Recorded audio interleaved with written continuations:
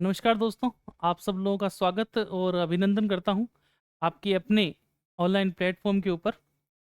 तो लास्ट कक्ष में हम लोगों ने 1857 के क्रांति को लेकर उससे जुड़े हुए जो पुराने तथ्य थे वो भी हमने देख लिए थे। 1711 से मराठाओं ने जिस प्रकार से राजस्थान के ऊपर अत्याचार करना शुरू किया था, यह अत्याचार ना कहकर हम कहें कि जिस प्रकार से उन लोगों ने चोरी करना, लूटपाट करना शुरू कर दिया था, वहां से लेके हमने इसे 1832 तक की कहानी हम लोगों ने देख ली थी। जब हम ये कहते हैं कि जब अंग्रेजों ने राजस्थान के जितने भी राजपूत, जाट और मुस्लिम जो शासक हैं उनके साथ संधि कर ली थी। अब बात ये आती है कि संधि की क्या क्या शर्तें रही। तो एक बात ये ध्यान रखना, मैंने आप लोगों को जो अंतिम कक्ष थी उसमें जो शर्तें बताई है वो सारी की सारी एक जनरल, जो हम कह सकते हैं कि सामान्य जो शर्तें थी वो थी। बाकी प्रत्येक राज्य के साथ में कुछ शर्तें भिन्न भिन्न भी थी। इस चीज का भी थोड़ा सा ध्यान रखना। जब हम संधि के टॉपिक को इंडिविजुअल पढ़ेंगे तब हम उन संधियों के ऊपर भी बात करेंगे कि भाई जोधपुर के शासक के साथ में किस प्रकार की शर्तें थी, जयपुर के साथ किस प्रकार की शर्तें थी, भरतपुर के साथ किस प्रकार की शर्तें थी। क्योंकि भरतपुर के साथ में संधि 2 बार हो गई थी। एक बार जब संधि हुई थी तब 1803 में वो साथ में लड़ रहे थे, लेकिन उसके पश्चात में भरतपुर होलकर के साथ में क्या मिल जाता है और बाद में वापस से 1805 के आसपास वापस से अंग्रेजों के साथ उसकी क्या हो जाती है, संधि हो जाती है अक्टूबर मंथ में। और नवंबर दिसंबर 1805 में अलवर की भी हो चुकी होती है। तो इस प्रकार से डेट कोई कंफर्म वगैरह चीजें नहीं। इन संधियों की जितनी भी डेटें हैं, ठीक है, वो किसी भी प्रकार से तथ्यात्मक रूप से हम कहना चाहें तो फिक्स ज्यादातर अपने को नहीं देखने को मिलती। इस वजह से संधियों के ऊपर प्रश्नों के अंदर जो डेट वाले जो प्रश्न हैं वो बहुत कम पूछे जाते हैं। और मेरे मेरे हिसाब से अभी तक पूछा भी गया नहीं पूछा गया ये मुझे याद नहीं आता कि भाई संधि की डेट को लेकर किसी प्रकार का कोई प्रश्न पहले आरपीएससी ने, चाहे वो आरएएस का एग्जाम हो, चाहे वो कन्या किसी भी अन्य कोई भी एग्जाम रहा हो, उसमें डेट को लेकर कोई प्रश्न नहीं पूछा होगा मेरे हिसाब से। कॉलेज लेक्चरर में संधियों वाला टॉपिक पूरा कंप्लीट रूप से है, तो उसमें अगर पूछा गया है मेरे हिसाब से उसमें भी नहीं पूछा गया अभी तक। तो बाकी देख लेंगे, और कोई हो ऐसा कोई प्रश्न पूछा हुआ तो आप कमेंट बॉक्स में जरूर डालिएगा। अब हम वहां से क्या करते हैं, इस कार्यक्रम को आगे बढ़ाते हैं। हमने राजस्थान के प्रशासनिक ढांचे को, राजस्थान ना बोलकर अगर मैं सही तरीके से बोलूं कि राजपूताना कि जो प्रशासनिक ढांचा था वो भी किन का, अंग्रेजों के द्वारा जो निर्मित ढांचा था, हम उसके ऊपर आगे बढ़ रहे थे। क्योंकि राजपूताना में जितने भी राज्य थे उनके अपने अपने खुद के प्रशासन अलग अलग तरीके से चल रहे थे। लेकिन जब अंग्रेजों ने संधियां की तो उन्होंने क्या किया, एक पैरेलल एक ढांचा बनाया जिसमें सबसे नीचे जो थे वो थे एडवोकेट, जितने भी एजेंट थे वो, जिसको हम ए के नाम से बोल रहे थे। उनसे ऊपर पॉलिटिकल एजेंट जो प्रत्येक रियासत को नहीं दिए गए थे, ये भी आप थोड़ा सा ध्यान रखना। एडवोकेट जो एजेंट थे वो सबके पास में थे, लेकिन एक चीज का ध्यान रखना, लेकिन जो पॉलिटिकल जो एजेंट थे वो टोटल कुल मिला के राजस्थान में शुरुआती वक्त में आपको 8 देखने को मिलते हैं, लेकिन 1857 की क्रांति के समय कुल मिला के 6 ही थे। वो भी मुख्य मुख्य जगह पे रह गए थे, जिसके बारे में हम आज के कक्ष में बात करेंगे। ठीक है, अब संधि शुरू होती है 1803 में। आप लोगों को पता होगा 1803 में संधि का शुरुआत हो चुकी थी। मोटा मोटा जो कार्यक्रम है वो मैं आपको थोड़ा सा बताना शुरू करता हूं। ये आप जानते हो टेलीग्राम और ऐप, ये जो जो भी पीडीएफ वगैरह है वो आपको इस टेलीग्राम चैनल पे मिल जाएगी भाई। आप आराम से इसके ऊपर जाके इसको स्कैन करके आराम से ज्वाइन कर लो। स्कैन नहीं कर सकते तो वीडियो के डिस्क्रिप्शन के अंदर आप लोगों को टेलीग्राम का लिंक मिल जाएगा, उस पर क्लिक करके आप आराम से ज्वाइन कर सकते हो। अगर आपको किसी को भी पीडीएफ चाहिए हो तो पीडीएफ टीम डाल देती है, ठीक है। क्लास होने के बाद में टीम के द्वारा डाल दी जाती है। एप्लीकेशन स्वाध्याय की एप्लीकेशन है, इसका भी लिंक आप लोगों को डिस्क्रिप्शन में मिल जाएगा प्यारे दोस्तों, ठीक है। तो शुरू करते हैं कहानी को कि किस प्रकार से है, कैसे क्या मामला थे। तो हमें ये बात समझ में आ गई थी कि जो संधि है वो शुरू कहां से हो रही है, 1803 से शुरू हो रही है। लेकिन जब हम लोग को थोड़ा सा बात समझ में आती है कि जो मेन हम लोग संधि की बात करते हैं उसकी जब डेट लिखते हैं तो हम लिखते हैं कि सर 1817 से 1823 तक का कार्यक्रम हम लोगों को नजर आता है। इसी को ही हम लोग संधि के रूप में लेते हैं।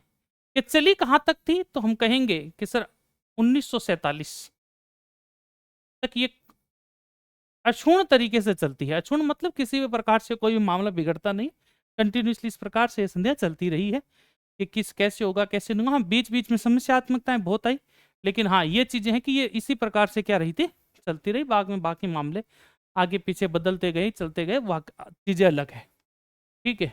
तो इस प्रकार से मामला चलता रहा। हम लोगों ने देखा था कि उस वक्त गवर्नर जनरल कौन है।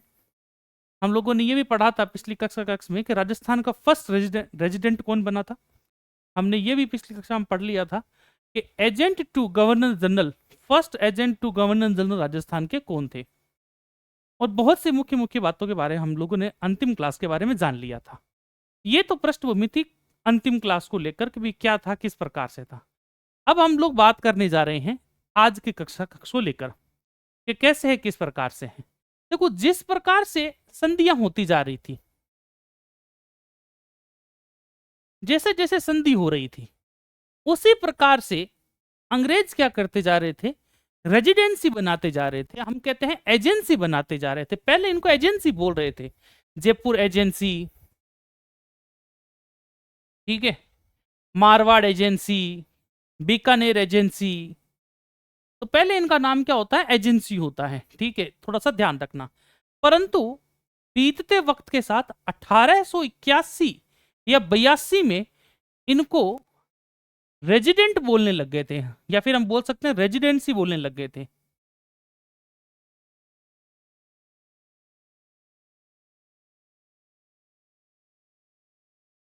क्या बोलने लग गए थे, रेजिडेंसी बोलने लग गए थे। जिसमें मोटे तौर पे आप लोगों को अगर थोड़ा वो देखने को मिलता है तो मेवाड़ रेजिडेंसी आपको देखने को मिलता है, जिसके अंदर आप लोगों को पता होना चाहिए कि 3 और भी सैल्यूट स्टेट थे। तब कौन कौन से, एक बांसवाड़ा था, एक डूंगरपुर था, एक प्रतापगढ़ था। उसमें नॉन सैल्यूट स्टेट भी था एक, वो था कुशलगढ़। कौन होता है, कुशलगढ़। इसका जो मेन हेडक्वार्टर होता है वो 1818 में नीमच रखा जाता है। कौन सा होता है, नीमच। नीमच कौन सा, मालवा वाला। मालवा का मतलब एमपी, ये थोड़ा सा ध्यान रखना, ठीक है।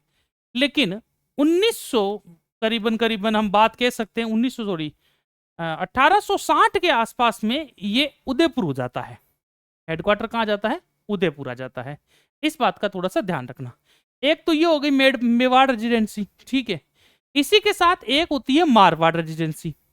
मारवाड़ रेजिडेंसी का हेड ऑफिस कहाँ रखा जाता है, वो जोधपुरी होता है। इस बात का ध्यान रखना। इसमें सैल्यूट जो स्टेट होते हैं वो 2 होते हैं, एक जैसलमेर होता है और एक सिरोही होता है। इसी के बाद बीकानेर की बात करें, देखो बीकानेर एक राज्य ही था सिर्फ। बीकानेर एक हम कह नहीं सकते कि रेजिडेंसी थी, क्योंकि बीकानेर जो था वो स्वतंत्र था भाई। जो बीकानेर होता है इसके साथ में कोई और सैल्यूट स्टेट नहीं होता है। जब कोई और सैल्यूट स्टेट ना हो तो उसको हम एजेंसी नहीं बुला करते थे। सिर्फ हम बात कह सकते थे कि भाई उस उत्तर राजस्थान की ओर हमने वैसे एक एजेंसी बना दी जिसको नाम क्या रख दिया गया था, बीकानेर। और हेड ऑफिस भी कहाँ था उन लोगों का, बीकानेर ही था। इसी के साथ अलवर, अलवर भी इकलौता ही था, इसलिए मुख्यालय उसका क्या रहा, अलवर ही रहा। इसी प्रकार से हम एक बात बोलते हैं ईस्ट रेजिडेंसी। क्या बोलते हैं, ईस्ट रेजिडेंसी। अब जब बात ईस्ट की आती है तो ध्यान रखना, कुछ लोग तो ईस्ट रेजिडेंसी बोलते हैं और कुछ इसको भरतपुर बोलते हैं, भरतपुर रेजिडेंसी, ठीक है। ये थोड़ा सा मामले को ध्यान रखना। जब बात आप भरतपुर रेजिडेंसी की करते हो तो इसमें दो सैल्यूट स्टेट आते हैं, एक आता है करौली, एक आता है धौलपुर। जब किसकी बात करेंगे आप लोग, किसकी, इसमें भरतपुर की बात करोगे तो दो आएंगे, करौली और धौलपुर, सॉरी, ठीक है, कौन आ जाएगा, धौलपुर आ जाएगा। इसी के साथ आप बात करेंगे जब आगे बढ़ के किसकी, जयपुर रेजिडेंसी की, तो जयपुर रेजिडेंसी का जो मेन हेड ऑफिस होता है वो स्वयं जयपुर ही होता है, लेकिन इसके अंदर सैल्यूट स्टेट दो आ जाते हैं, एक आ जाता है किशनगढ़ और एक नॉन सैल्यूट स्टेट आता है लावा। कौन आ जाएगा, लावा आ जाएगा। उसके बाद आता है मामला हाड़ौती टोंक रेजिडेंसी। इसके अंदर आप लोगों को जो हेड ऑफिस है उसका ध्यान रखना देवली होता है। कौन सा होता है, देवली होता है, ठीक है। अब बात करें सर देवली कुणसो क्या मामलो है, टोंक आड़ो, देवली कुणसो टोंक आड़ो। आपको पता होना चाहिए देवली एक जगह और आप लोगों नाम लोगे, क्या बनाई गई थी, छावनी बनाई गई थी, इस बात का ध्यान रखना, ठीक है। इसमें दो सैल्यूट स्टेट हैं, एक तो बूंदी और एक शाहपुरा है, इसका भी थोड़ा सा ध्यान रखना, ठीक है। लेकिन इस हाड़ौती के अंदर सैल्यूट स्टेट होने के बावजूद भी पॉलिटिकल एजेंट नहीं रखा जाता। इसका पॉलिटिकल एजेंट जो है वो कोटा वाला ही संभाल रहा होता है। कौन संभाल रहा होता है, कोटा वाला ही संभाल रहा होता है, इस बात का थोड़ा सा ध्यान रहे। अब बात करते हैं हम कोटा और झालावाड़। आपको पता होना चाहिए कि कोटा और झालावाड़ जो है ये बाद में अलग हुए हैं। झालावाड़ प्रॉपरली पूरा अलग एक स्टेट बनता चला जाता है, वो घटना मैं आपको बताऊंगा। वो ही है 1857 के जो क्रांति के जो कारण है उसमें से एक कारण ये भी है कोटा और झालावाड़ वाला। इसका मुख्यालय कौन सा है, झालावाड़ है, और एक सैल्यूट स्टेट हम कह सकते हैं झालावाड़ है। फिर लास्ट में आ जाता है हमारे पास में अजमेर मेरवाड़ा। कौन सा आता है, अजमेर मेरवाड़ा। अजमेर मेरवाड़ा जो रेजिडेंसी नहीं है, ये केंद्र शासित प्रदेश के रूप में बोल सकते हो आप इसको, क्या है ये, केंद्र शासित प्रदेश। देखो अजमेर जो है वो शुरुआत से ही राजस्थान की राजधानी के रूप में रहा है, या हम कह सकते हैं सेंटर ऑफ राजपूताना जो है वो कौन रहा है, अजमेर रहा है। पृथ्वीराज चौहान के समय से राजस्थान पे कंट्रोल करने के लिए हर एक व्यक्ति विशेष जो गद्दी पे बैठे हैं, मुख्य गद्दियों पे, उन्होंने अजमेर को अपने कंट्रोल में जरूर किया है, क्योंकि अजमेर से पूरे राजस्थान को क्या किया जा सकता था, कंट्रोल किया जा सकता था। तो आप इस प्रकार से भी कह सकते हो कि अजमेर जो है वो मेन मुख्य जो कहते हैं सेंटर है, या आप कह सकते हो किसी भी व्यक्ति विशेष को लेकर हम बात करते हैं कि भाई अगर हमें किसी एरिया को क्या करना है, कवर करना है, तो उस प्रकार से वहां जाके बैठ जाओ जहां से सारे के सारे एरिए नजदीक नजर आए। तो अजमेर राजस्थान में एक ऐसी जगह है जहां से आपको बीकानेर भी नजदीक लगता है, जहां से आप लोगों को जयपुर भी नजदीक लगता है, जहां से आप लोगों को कोटा भी नजदीक लग रहा होता है। तो अजमेर वो स्थान है अपने राजस्थान का, ठीक है। तो अब आगे बढ़ते हैं इसके अंदर कि क्या से है, किस प्रकार से है। इसको संभालते हैं, अजमेर को जो संभालने वाले होते हैं वो जो होते हैं वो कर्नल चार्ल्स जॉर्ज डिक्सन होते हैं, इस बात का थोड़ा सा ध्यान रखना। डिक्सन का नाम आगे भी आप लोगों को सुनने को मिलेगा, एक तो है डिक्सन, एक है निक्सन। निक्सन भी आपको सुनने को मिलेगा, मैं बताऊंगा। मैंने अभी थोड़ी देर पहले आपको बोला कि पॉलिटिकल एजेंट शुरुआत में 8 थे, कितने थे, 8 थे। अब 8 से 6 कैसे हो गए, उसमें सबसे बड़ा जो रोल है वो निक्सन का ही होता है। थोड़ा सा हम उस पर बात बाद में करेंगे, ठीक है। ये डिक्सन वही डिक्सन है जिसने ब्यावर का जो निर्माण करवाया था। ये हम कह सकते हैं कि ब्यावर के संस्थापक हैं, ब्यावर के क्या है, संस्थापक है। और जो ब्यावर है वो राजस्थान नहीं पूरे भारत के अंदर अंतिम परकोटे वाला जो क्षेत्र है, क्या है, अंतिम परकोटे वाला जो क्या है क्षेत्र। देखो हर एक राज्य में किले वगैरह बने वो परकोटे के हिसाब से बने हुए हैं, और ब्यावर जो है अंतिम क्षेत्र है जो परकोटे से बना हुआ है, और बनवाने वाला कौन है, डिक्सन है। कौन है, डिक्सन है, इस बात का थोड़ा सा ध्यान रखना। तो हम लोगों ने जितनी भी एजेंसियां थी सबके बारे में बात कर ली कि भाई कौन सी है, कैसे है, किस प्रकार से है। तो थोड़ा अब हम इसके बारे में क्या करते हैं, मैप के द्वारा थोड़ा थोड़ा इसको क्या कर लिया जाए, लिख लिया जाए, तो थोड़ा ज्यादा अच्छा रहेगा कि क्या है, कैसे है, किस प्रकार से मामला समझ में आता है। तो सबसे पहले हम जिसके बारे में लिखेंगे वो हमारे पास आता है कि इसके बारे में, मेवाड़ रेजिडेंसी के बारे में। चलो लिखना शुरू करो।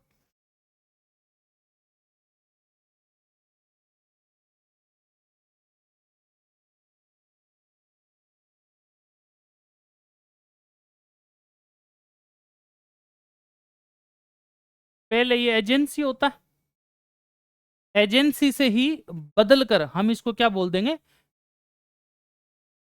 रेजिडेंसी।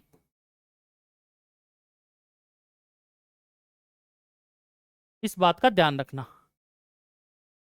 हम इसको क्या बोलने लग जाते हैं, रेजिडेंसी बोलने लग जाते हैं। इस चीज का थोड़ा सा ध्यान रखना, मैं भी लिखवा देता हूँ कि कैसे है, किस प्रकार से है, ठीक है।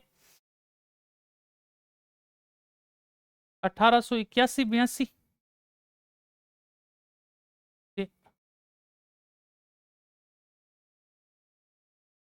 पद नाम को बदलकर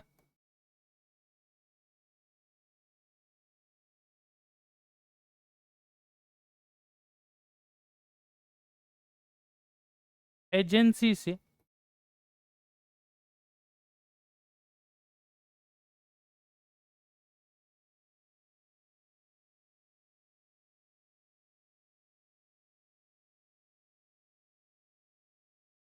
रेजिडेंसी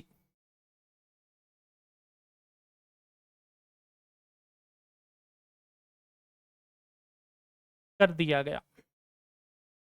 इस लाइन को आराम से आप लोग लिख लेना, ठीक है। पहले मुख्यालय कहाँ होता है वो भी लिख लो आप लोग, कि भी किस प्रकार से क्या मामला है।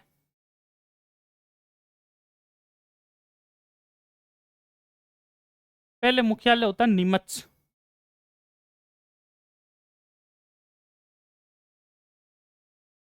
कौन है, नीमच से। नीमच कब है, 1818। इसका मतलब आपको समझ में आ गया होगा कि मेवाड़ रेजिडेंसी कब बनने जा रही है, 1818 में। परंतु चेंज होता है कब, 1860-61 के अंदर उदयपुर हो जाता है। कौन हो जाता है, उदयपुर। कब होता है, 1860-61 में। ये हमारा क्या हो गया है, चेंज होकर हम लोग इसको क्या कर दिया है, 1860 और 1800 क्या कर दिया, इसको हमने 61 कर दिया। तो आई होप आप लोगों की बात तो समझ में आ गई कि एक चीजों को, छोटे मोटी चीजों को और भी लिख लो इसके अंदर, कि कौन कौन सी चीजें इसमें आ जाती है। इसमें 3 सैल्यूट स्टेट आ जाएंगे।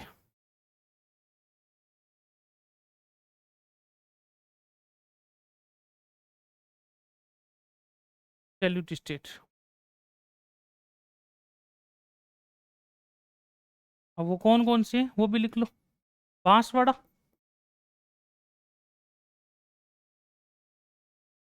ठीक है। नंबर 2 लिख लो प्रतापगढ़।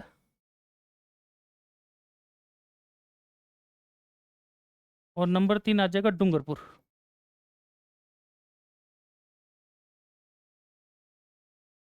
कौन आ जाएगा हमारे पास में, डूंगरपुर आ जाएगा, ठीक है। एक इसकी नॉन सैल्यूट भी आ जाएगा। एक क्या आ जाएगा इसका, नॉन सैल्यूट, कुशलगढ़।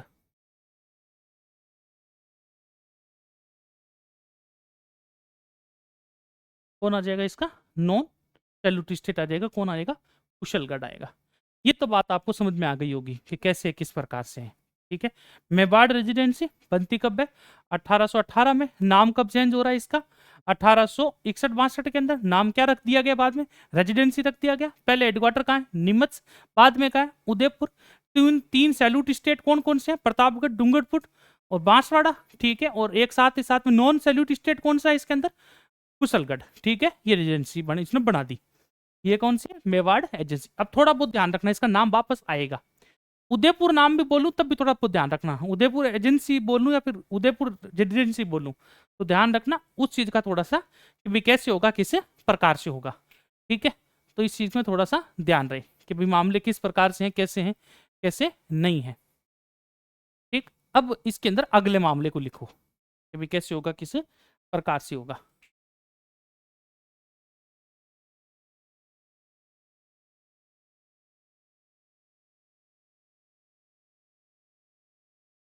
छोटे छोटे कुछ चीजें और लिख लेते हैं हम लोग, मैप में लिख लें।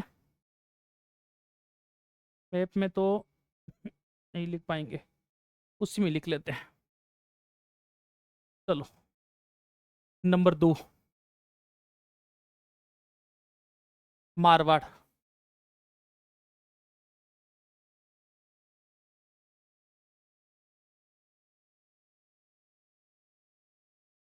रेजिडेंसी।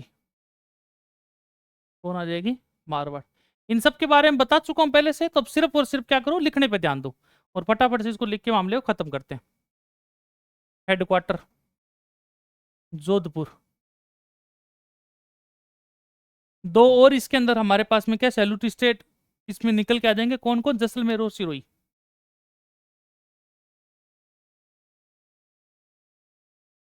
जैसलमेर आ जाएगा, एक आपका सिरोही आ जाएगा।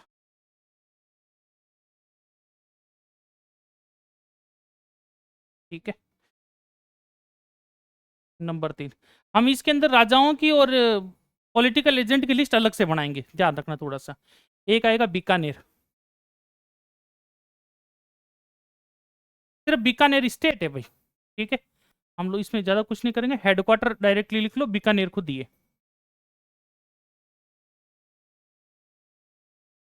हेडक्वार्टर क्या हो जाएगा? बीकानेर स्वयं हो जाएगा। नंबर 4, अलवर। अलवर भी सिर्फ स्टेट है, तो हेडक्वार्टर भी यही सेम टू सेम, सेम ले लो भाई। ठीक है, ज्यादा इसमें मामले में टेंशन मत लेना कि भाई कैसे किस प्रकार। एक आ जाएगा ईस्ट, ईस्ट रेजिडेंसी।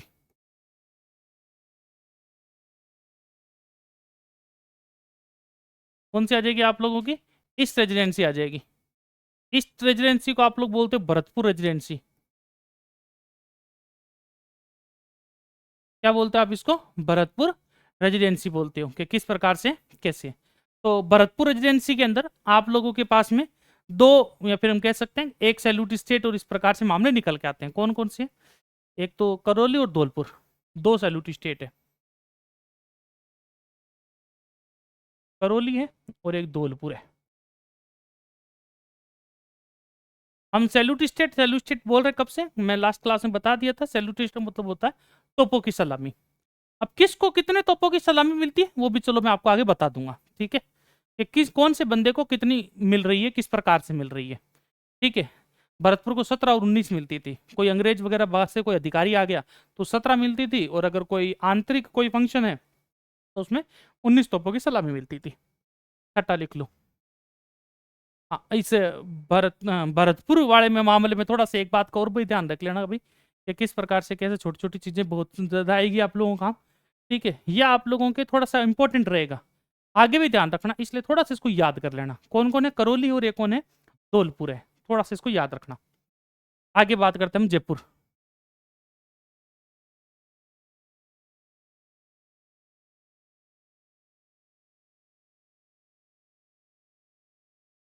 रेजिडेंसी।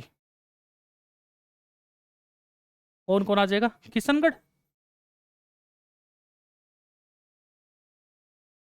और लावा। कौन कौन आ जाएगा? किशनगढ़ और लावा आ जाएगा। वीडियो को रोक के आप लोग इसको आराम से क्या कर सकते हो, कॉपी कर सकते हो।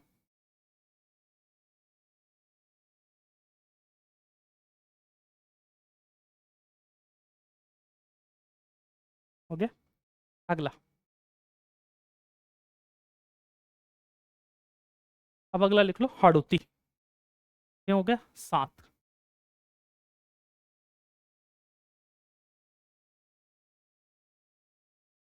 हाड़ौती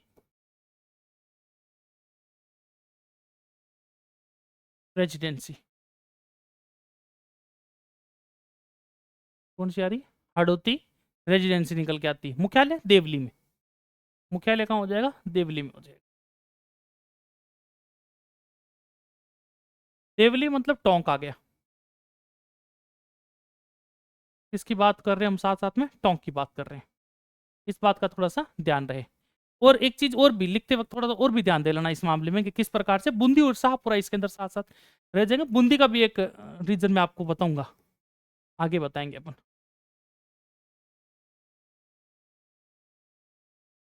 बूंदी और शाहपुरा, इसका पीए नहीं होता है। इसके, ये थोड़े से ध्यान रखना, ये एक रेजिडेंसी होते हुए भी पीए नहीं है।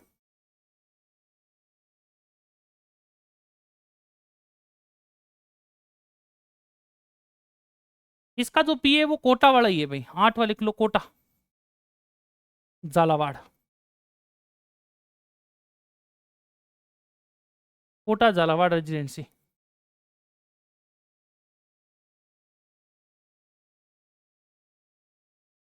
इसका थोड़ा सा ध्यान रखना, दो आ जाएंगे, एक तो कोटा आ जाएगा, एक झालावाड़ आ जाएगा।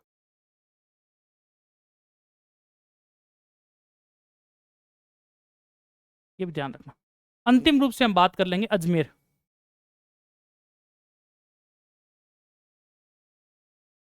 अजमेर मेरवाड़ा। ठीक है, कौन आ जाएगा एक मामले से? अजमेर मेरवाड़ा आ जाएगा। ठीक है, केंद्र शासित प्रदेश है।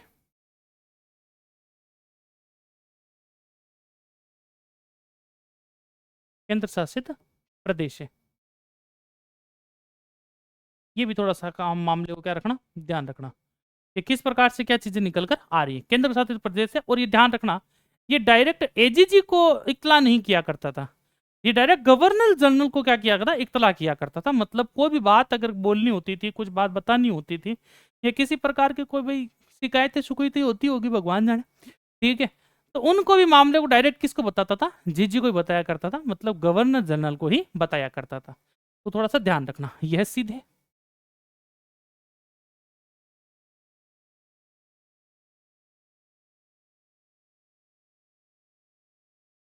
गवर्नर जनरल के उत्तरदायी था।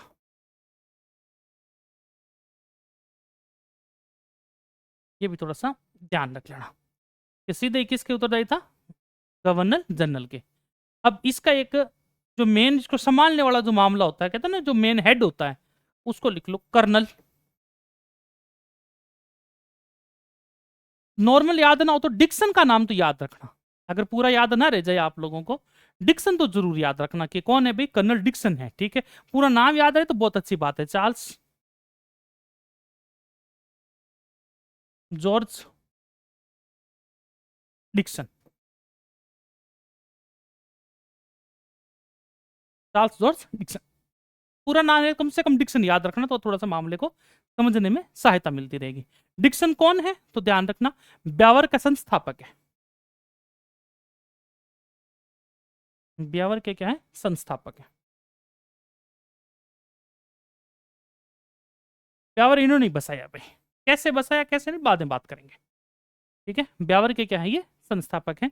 तो ये इस प्रकार से क्या हो, राजस्थान को इतने सारे भागों में बांटकर इसके ऊपर क्या करने लग गए, अंग्रेज अपना प्रशासन इस प्रकार से चलाने लग गए। बीतते वक्त के साथ इन लोगों ने वहां पे कुछ सैन्य टुकड़ियां भी बनाई, या हम कह सकते हैं कुछ बटालियन का भी क्या किया, गठन किया। क्या करने के लिए, इस क्षेत्र को अच्छी तरह से सुनियोजित तरीके से चलाने के लिए, या हम कह सकें इनकी समस्याओं का सुलटारा करने के लिए। यह एक प्रकार का हम कह सकते हैं बहाना था। क्यों? क्योंकि धीरे धीरे अंग्रेजों को एक बात समझ में आ गई थी कि राजपूतों से हम यदि इनको थोड़ी बहुत भी छूट देने लगे तो राजपूत अपने पे धीरे धीरे क्या हो जाएंगे, हावी हो जाएंगे। तो जब कोई राजपूत अपना सिर उठाए तो उनको कुचलने के लिए अपनी खुद की कुछ सेना राजपुताना में होनी जरूरी है, या फिर हर एक राज्य में कुछ कुछ सेना होनी जरूरी है। अंग्रेजों का यह कदम राजस्थान के जितने भी शासक थे उनके ऊपर बहुत भारी पड़ा, क्योंकि जो ये सैन्य टुकड़ियां बन रही थी उनको यह कहकर बनाया गया कि हम आप लोगों की सुरक्षा के लिए आपके ही राज्यों में क्या कर रहे हैं, कुछ कुछ सैनिकों को नियुक्त करेंगे। लेकिन उनका खर्चा जो है वो ईस्ट इंडिया कंपनी नहीं उठा रही थी, उनका खर्चा जो है, जो व्यक्तिगत जिस राज्य के लिए वो सेना रखी गई थी, उस सेना का जो राजा है, उस राज्य का जो राजा है, वो उन सेना का क्या करेगा, खर्च उठाएगा। तो इस वजह से राजाओं के ऊपर में आर्थिक संकट मंडराने लग गया, क्योंकि हर एक छोटी छोटी बातों पर सैनिकों को अलग अलग प्रकार के क्या देने लग गए, धन देने पड़ गए।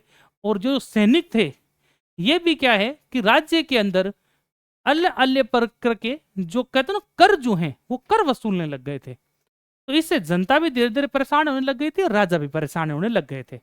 और मोटो कारण वो भी है, आगे अपन और देखांगा।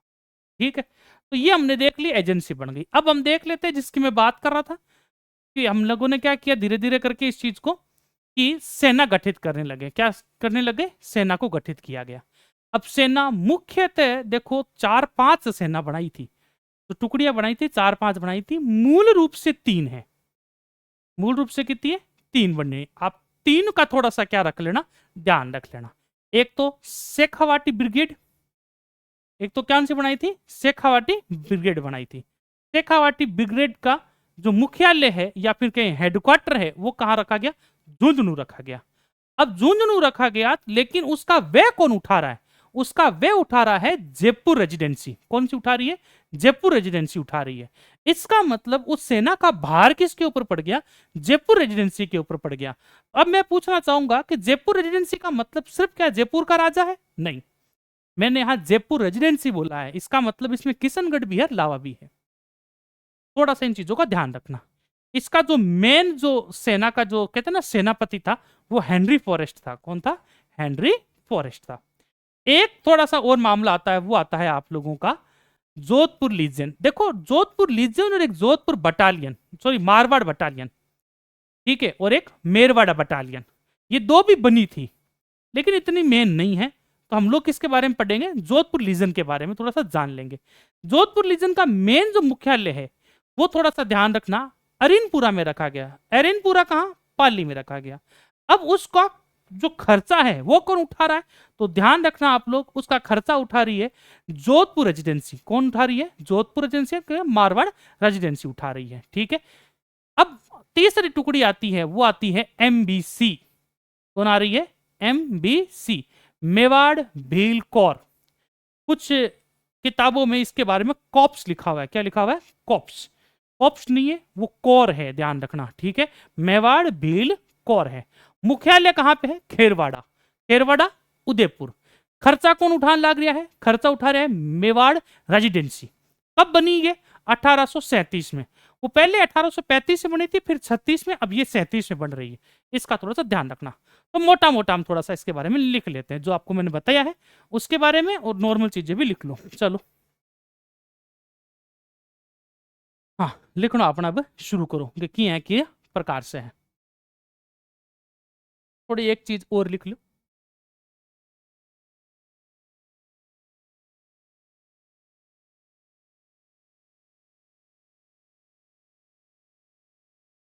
राजपुताने पर अपना वर्चस्व क्या कर रहा है? वर्चस्व स्थापित करने के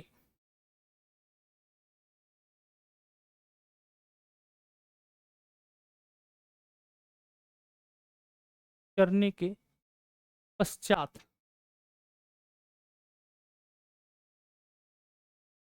east India company, east India company ने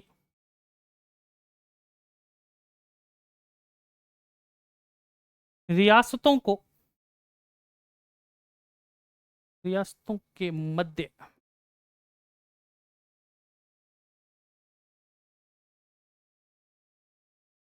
शांति स्थापित करने के लिए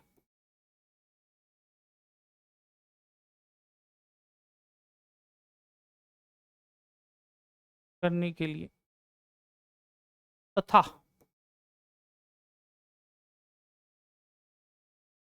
सुरक्षा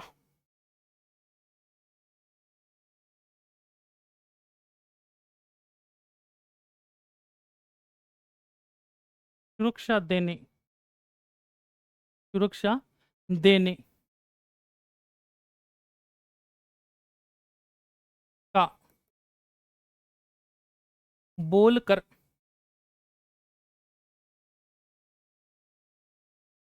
बोलकर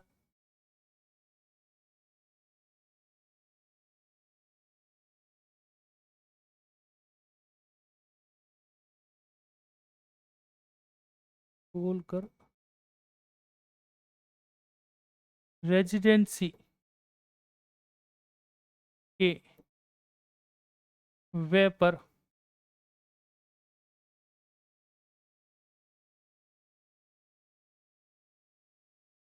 सैनिक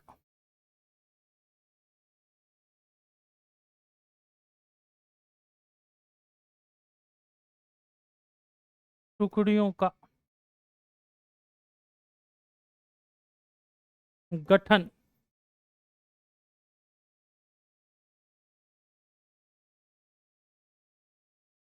करना शुरू किया, जो ईस्ट इंडिया कंपनी के प्रशासित होगी। मतलब सेना बना रहे हैं, किन के लिए बना रहे हैं? रियासतों के लिए सेना बन रही है, लेकिन खर्चा भी कौन देगी? रियासतें ही देगी। तो कहते हैं ना कि आ बेल मुझे मार, ये कांड राजपूताना के शासकों ने कर चुके थे, क्योंकि वो कहते हैं ना कि वो ऐसा भोजन का निवाला है जो न तो निकाला जा रहा है और न ही गिटा जा रहा है। क्योंकि अंग्रेजों का तब तक इतना वर्चस्व हो चुका था राजस्थान पे कि कोई भी राजस्थान का शासक इंडिविजुअली राजस्थान के लिए या फिर के अपने राज्य के लिए अंग्रेजों से लड़ना नहीं चाहता था। कि उनको एक बात समझ में आ चुकी थी कि यदि मैं अकेला अंग्रेजों से लड़ा और मेरा साथ किसी ने नहीं दिया, तो अंग्रेज पता नहीं मेरे साथ क्या करेंगे। हो रहा था वो उनको पता था कि गलत हो रहा है, सही हो रहा है, क्या है, वो सब उनको पता था। परंतु शांति से बैठने के अलावा उनके पास में किसी प्रकार का कोई इलाज था नहीं। अब ये मुख्य जो तीन टुकड़ियां हैं कहां कहां बनती है, इसके बारे में विचार करते हैं। देखो, थोड़ा सा मैप आपको साफ साफ नजर आ रहा होगा। नहीं नजर आ रहा तो एक बार बोर्ड दिखा दो भाई बच्चों को, ताकि नजर आ जाए, साफ साफ नजर आ जाए। हाँ, अब आपको अच्छे से नक्शा नजर आ रहा होगा कि भाई कैसे किस प्रकार से। ठीक है, तो हम बात करते हैं यहां लगभग एक टुकड़ी के बारे में जिसका नाम है शेखावाटी। क्या नाम आ जाएगा इसका? शेखावाटी ब्रिगेड। ठीक है, अब बात करते हैं कि भाई शेखावाटी ब्रिगेड का जो मेन मुख्यालय है, हेडक्वार्टर है, वो कहाँ पे है। तो ये भी ध्यान रख लेना, झुंझुनू है।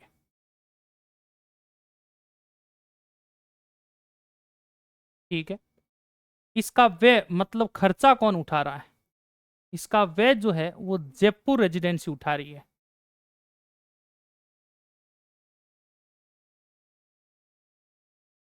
कौन उठा रहा है? जयपुर रेजिडेंसी उठा रही है।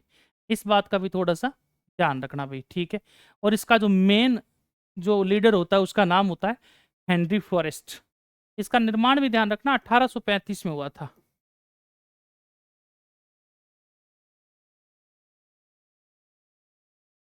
Henry forest. ठीक, एक आप लोगों के सामने है जोधपुर लीजन, तो पाली के आसपास आप लोगों को नजर आती है यहाँ। ठीक है,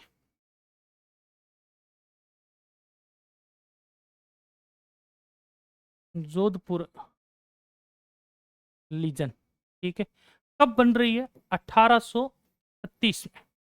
कब बन रही है भाई? 1836 में बन रही है।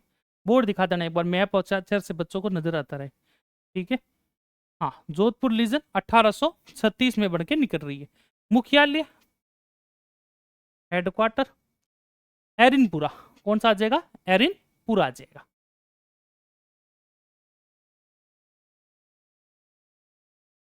एरिनपुरा पाली। वह कौन उठा रहा है? वे उठा रही है मारवाड़ रेजिडेंसी।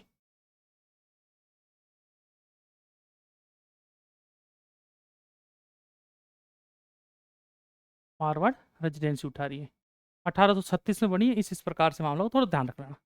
एक है आप लोगों के मेवाड़ मतलब उदयपुर के अंदर बनी हुई है।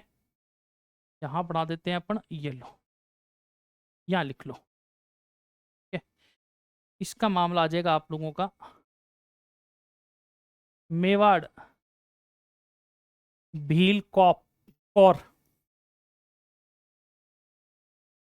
कुछ किताबें इसको कॉप्स बोलती है भाई, ये ध्यान रख लेना, लेकिन हकीकत में कौर है। एमबीसी के नाम से जानते हो आप इसको। काफी सारी किताबों में या फिर नोट्स वगैरह में आप लोग इसको एमबीसी लिखा हुआ देखोगे। हेडक्वार्टर उदयपुर है, खेरवाड़ा।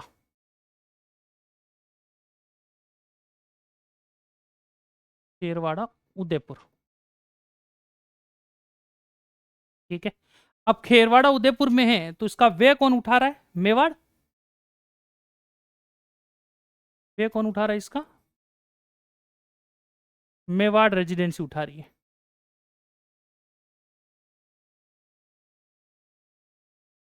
मेवाड़ रेजिडेंसी उठा रही है। अब बात इसको थोड़ा सा और भी आगे बढ़ते हैं कि सर इसका बनने का निर्माण का मामला क्या है। तो थोड़ी सी दो बातें इसके अंदर आप लोग समझना। मेवाड़ वाले मामले में थोड़ा सा मैं एक चीज लिखवा देता हूं कि 1837 में तो इसकी सिफारिश की गई थी। 1837 में इसकी क्या की जाती है? सिफारिश की जाती है। ये थोड़ा सा ध्यान रखना। ठीक है, 1837 में कौन करता है? ऑट्रेम। 1837 में क्या की जाती है? इसके लिए मामले को समझना कि भाई किस प्रकार से क्या। तो ऑट्रेम इसकी क्या कर रहा है? सिफारिश कर रहा है। ठीक है, लेकिन ये हकीकत में पूरे मामले में आती कब है ये भी थोड़ा सा ध्यान रखना। तो 1841 के अंदर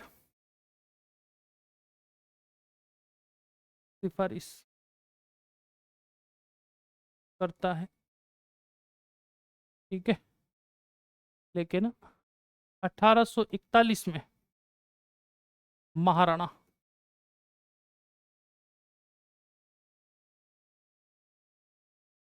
थोड़ा सा ये भी देख लेना कि उस वक्त महाराणा जो है वो सरदार सिंह जी।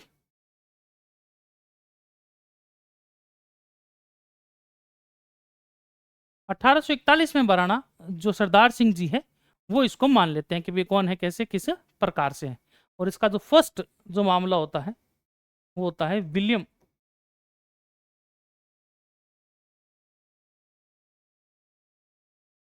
हंटर। कौन होगा? विलियम हंटर होगा। ये थोड़ी सी बातें ध्यान में रख लेना। अब बात वापस आते हैं मैप के ऊपर कि कैसे किस प्रकार से। देखो, अब इन्होंने जो मेन मेन ये चीजें बनाई, जो जोधपुर लीजन है, ठीक है, जोधपुर लीजन में आप लोग थोड़ा सा समझ लेना। ठीक है, अब आपको पता लग गया होगा, अब तो बोर्ड दिखाने की जरूरत नहीं होगी, अब डायरेक्ट एक बार देख लो, समझ लो कि कौन कौन से एरिया को ये लोग चीजों को कंट्रोल कर रहे हैं। यहाँ पे जो चीजें चल रही है वो इन इस एरिया को पूरे को क्या कर रहे हैं? कंट्रोल कर रहे हैं। यहां से ये जो मामला है ये इधर की जो पूरा का पूरा जो एरिया निकल के आता है वो इसको क्या कर रहा है? कंट्रोल कर रहा है। शेखावाटी ब्रिगेड जो बनी हुई ये इस पूरे के पूरे एरिया को क्या कर रही है? कंट्रोल कर रही है। कुछ कुछ एरिया ऐसे थे जो बहुत ज्यादा खतरनाक थे, जैसे कि मेरवाड़ा।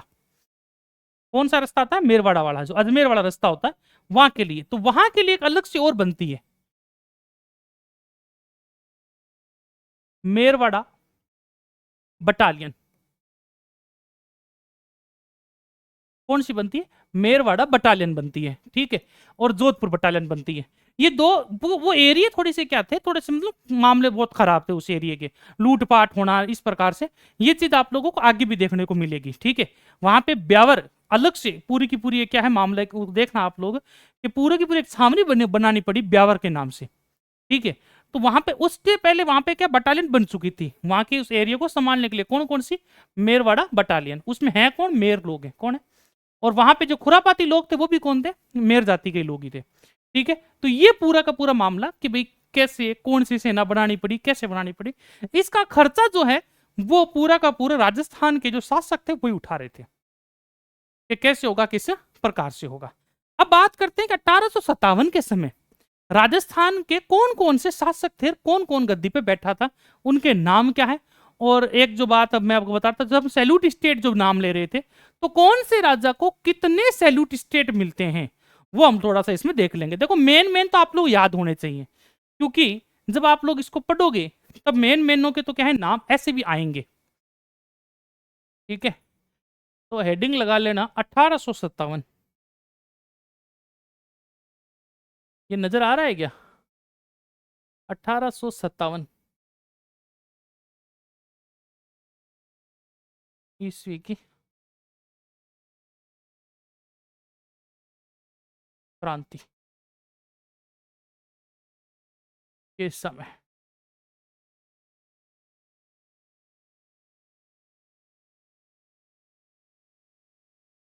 शासक 1857 की ईस्वी की क्रांति के समय क्या है? शासक है। कौन कौन है, कैसे हैं, किस प्रकार से है, वो सब देख लेते हैं एक बार। आओ इस चीज को समझते हैं कि कैसे किस प्रकार से। मेन में जैसे कि हम बात करें, कोटा याद करना पड़ेगा क्योंकि काम आएगा। कोटा में कौन है? महाराव राम सिंह जी हैं। ठीक। उसके बाद जोधपुर याद करना पड़ेगा आप लोगों को। एक कहानी बीच में आएगी, कुशाल कुशाल सिंह वाली। ठीक है, तो उसके लिए आपको जोधपुर के नाम याद हो, तखत सिंह जी होते हैं। कौन होते हैं? तखत सिंह जी होते हैं। ठीक है, तखत सिंह जी के बारे में कहानी और बताऊंगा। ये अपने यहाँ के नहीं है, ये कहाँ से लाई गए हैं, इस बात ध्यान रखना थोड़ा सा कि ये जो है ये गुजरात के होते हैं। कहाँ से होते हैं? गुजरात के। तो दत्तक पुत्र कह सकते हो। भरतपुर के हैं जसवंत सिंह। भरतपुर के कौन है? जसवंत सिंह। काम आने योग्य रीजन बताता हूं, क्योंकि 1857 की क्रांति के समय जो एक कारण होगा वो भरतपुर से जुड़ा हुआ होगा। ठीक है, इसलिए इनका नाम भी थोड़ा सा आपको याद रखना पड़ेगा। एक आप कहेंगे उदयपुर। उदयपुर तो मेन है ही, आप लोगों को पता होना चाहिए। जब यहाँ से अपन कहते हैं ना, शुरुआत में जब क्रांति शुरू होती है तो वहां से जो सॉवर होते हैं, ठीक है, पीए हैं वहां के उदयपुर के, ठीक है, वही उन लोगों को जो 40 लोग होते हैं उनको अपने साथ में लेकर उदयपुर जाते हैं। आप लोगों को पता होना चाहिए कि जल महल में उनको रोका भी जाता है। ठीक। उदयपुर में कौन है? स्वरूप सिंह जी होते हैं। कौन होते हैं? स्वरूप सिंह जी। जयपुर में राम सिंह द्वितीय होते हैं। जयपुर में कौन है? राम सिंह द्वितीय। इनका भी नाम याद रखना पड़ेगा। रीजन है जयपुर के अंदर जो है कि मेन जो होते हैं आप लोगों के, उनकी डेथ हो जाती है राजा साहब की। राम सिंह जी को गद्दी पे बिठाने के चक्कर में अंग्रेज जो हैं वो बहुत ही ज्यादा आंतरिक मामलों में दखल देने लग जाते हैं। ये भी एक रीजन बनेगा आप लोगों के, इसलिए नाम याद रखना। जयपुर के कौन है आप लोगों के? राम सिंह जी द्वितीय हैं। सिरोही, सिरोही के लिए थोड़ा सा ध्यान रखना। सिरोही 1823 में जुड़ा था, इसलिए काफी बार पूछ लेते हैं कि सबसे अंतिम रूप में संधि कौन से राजा ने की थी। तो राजा शिव सिंह जी थे, और किसके थे? सिरोही के थे। किसके होते हैं वो? सिरोही के होते हैं। धौलपुर कोई ज्यादा मामला बड़ा नहीं है, बीकानेर का कोई मामला ज्यादा आता नहीं है, फिर भी लिखेंगे जरूर अपन। ठीक है, ये ध्यान रखना। बूंदी, बूंदी का थोड़ा सा आएगा, जो बूंदी एक रीजन बनेगा 1857 की क्रांति का, तो ध्यान रखना। इसमें भी मामले जो राजा साहब हैं वो कौन है? राम सिंह जी हैं। ठीक है, अलवर, हाँ अलवर का भी रीजन है। भरतपुर के जैसा का जैसा रीजन किसका बनेगा? अलवर का बनेगा। तो विनय सिंह जी, और कुछ किताबें इसको बन्ने सिंह जी भी कहा गया है, तो इन दोनों का अपन देख लेंगे। ठीक है, जैसलमेर का इतना कोई मामला आता नहीं है आप लोगों के सामने। झालावाड़, झालावाड़, और आपको मैंने थोड़ी देर पहले बताया था झालावाड़ और कोटावाड़ा जो मामला आएगा आप लोगों का, तो झालावाड़ याद रखना पृथ्वी सिंह जी हैं। ठीक है, इसके बाद में प्रतापगढ़ का कोई इतना बड़ा मामला है नहीं, बांसवाड़ा का नहीं है। डूंगर, हाँ डूंगरपुर का एक मामला आपके सामने आएगा, जो राजा का नाम याद रखना उदय सिंह जी है। ठीक है, और किशनगढ़ का तो कोई मामला है नहीं था, कोई खास मामला नहीं। तो ये मेन मेन रियासतें हैं, इनके नाम आप लोगों को मेरे हिसाब से लिख लेने चाहिए। तो वन बाय वन अपन लिखना शुरू करते हैं। सबसे पहले हम शुरू करते हैं कोटा रियासत से। तो सारा का सारा लिखना शुरू करो, बोर्ड पे ध्यान दो भाई।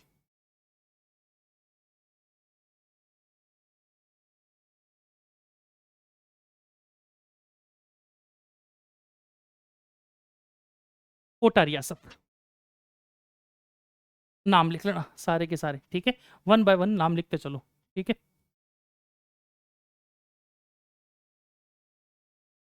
मेहराव,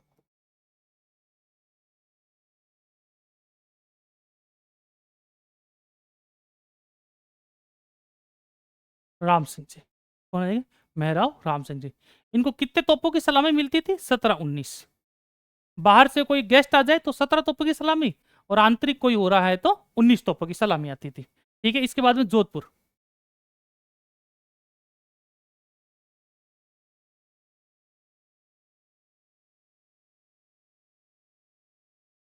जोधपुर रियासत,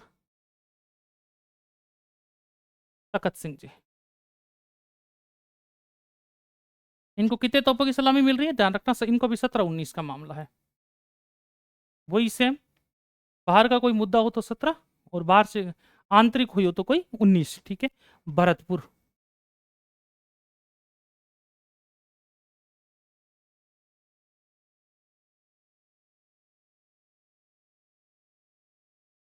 भरतपुर रियासत।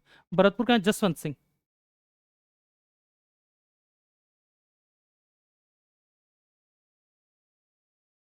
ठीक है, पूछे जसवंत सिंह को कितने तोपों की सलामी मिलती है? सेम 17 और 15 को लेकर। इसके उदयपुर।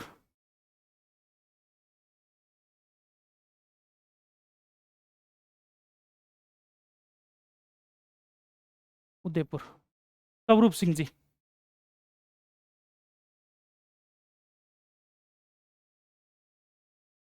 ध्यान रहे कुछ किताबें उसको 19 और 21 लिखती है, लेकिन 19 से तोपों की सलामी मिला करती थी भाई।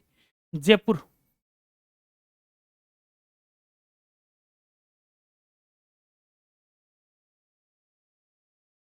जयपुर रियासत वही सेम टू सेम, थोड़ा सा ध्यान रख लेना। कहानी मैंने बताई थी आपको, राम सिंह द्वितीय है।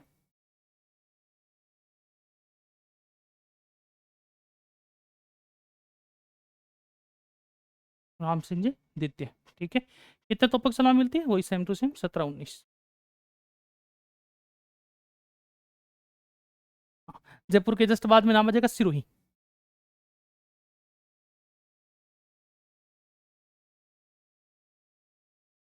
सिरोही रियासत।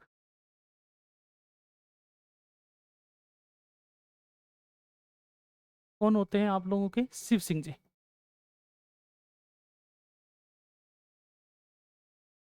शिव सिंह जी सिरोही रियासत। कितने आ जाएगी इसकी? 15 तोपों की सलामी आ जाएगी। ठीक है। इसके बाद बनेगा धौलपुर।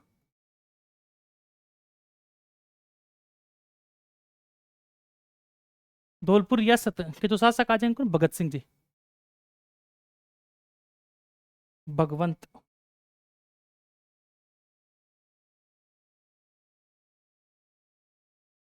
कितने तोपों की सलामी सलामी मिल रही है भगवंत जी को? 15-17 की। उसके बाद आएगा बीकानेर।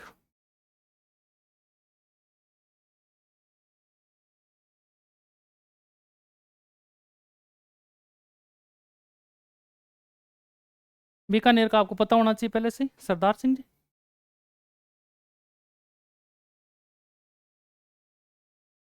कितने तोपों की सलामी मिल रही बीकानेर को? 17-19 की।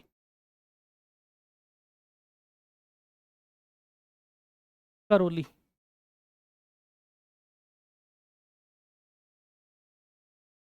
इंपॉर्टेंट नहीं है, करौली का इतना कोई मामला है नहीं। ठीक है। मदन पाल।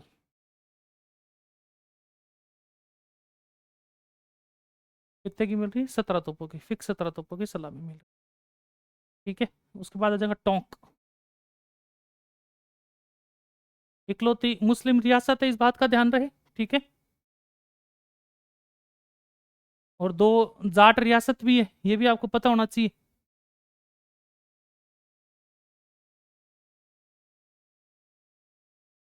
वजीरुद्दौला। कितने तोपों की सलामी मिल रही है इनको भी? 17। इसके बाद आ जाएगा बूंदी रियासत।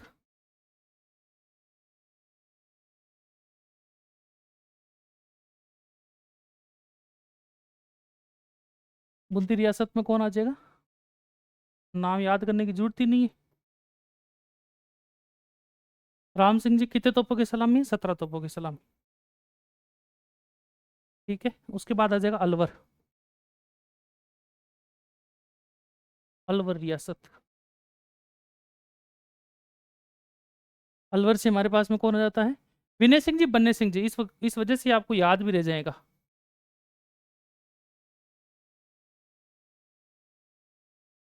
विनय सिंह, या इन्हीं को ही हम लोग बन्ने सिंह भी कहते हैं कुछ किताबों में भाई, थोड़ा सा ध्यान रख लेना। बन्ने सिंह जी। ठीक है। कितने तोपों की सलामी के साथ में? 15-17 तोपों के सलामी के साथ में।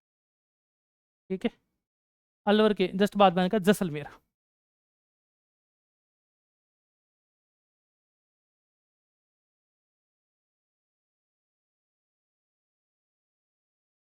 जैसलमेर रियासत में कौन आ जाएगा? तुम कहेंगे रणजीत सिंह।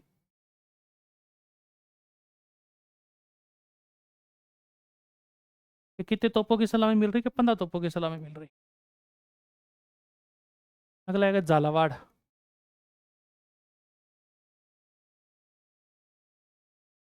कोटा की वजह से थोड़ा सा फेमस हो जाएगा, इसका ध्यान रखना। इसलिए कारण के मामले में आएगा भाई, ठीक है, पृथ्वी सिंह जी का नाम आ जाएगा। झालावाड़ के बाद आएगा प्रतापगढ़। प्रतापगढ़ रियासत। प्रतापगढ़ के कौन आ जाएंगे?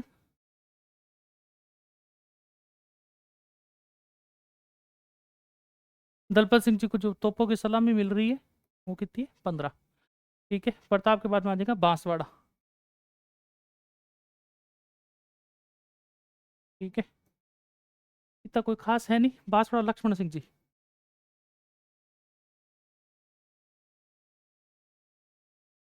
एक एक रन के टाइम इनका नाम आप लोगों को सुनने को मिलेगा।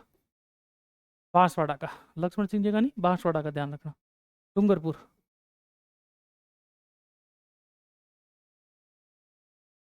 डूंगरपुर रियासत। डूंगरपुर में कौन आ जाएगा? उदय सिंह जी।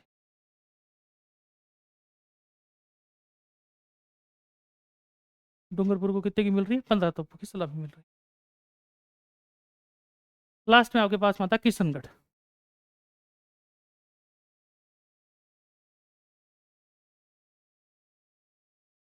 ठीक है, किशनगढ़ में आप लोगों को कौन आ जाएगा?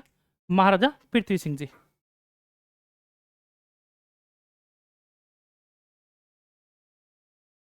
महाराजा पृथ्वी सिंह जी कितने की मिल रही है? 15-17 तोपों की सलामी मिल रही है। ये आ गया मामला पूरा का पूरा कि किस किस को कितने कितने तोपों की सलामी मिलती जा रही है। ये पूरे के पूरे मैंने आपको राजा लिखवा दी। आप लोग भी लिख लेना किस प्रकार से कैसे क्या चीजें हैं। अब हम बात करते थे 1857 के वक्त राजस्थान में कौन कौन पॉलिटिकल एजेंट थे। मैंने बताया था शुरुआत में 8 थे, लेकिन 1857 की क्रांति के समय को कितने थे? कि 6 ही थे। कहाँ कहाँ थे और कौन कौन थे उसकी लिस्ट बना लेते हैं। ठीक है, थोड़ा आपको याद भी रह जाना चाहिए मामले को। कोटा में आप लोग को पता होना चाहिए मेजर भट्ट होते हैं। जोधपुर में मैशन होते हैं। ठीक है, भरतपुर के आपके मॉरिसन होते हैं।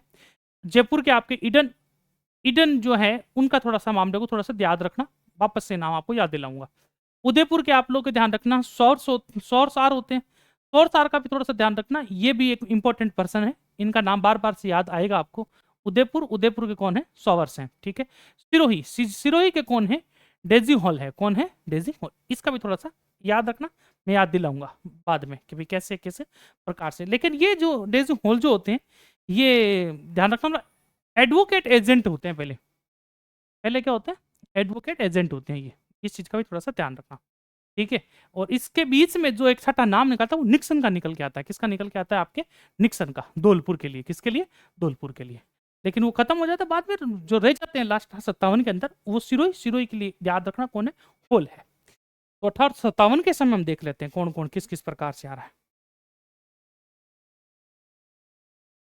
अच्छा, ये पहले वाला मामला आ गया।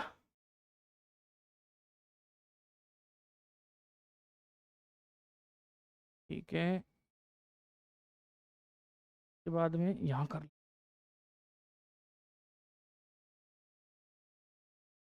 1857 की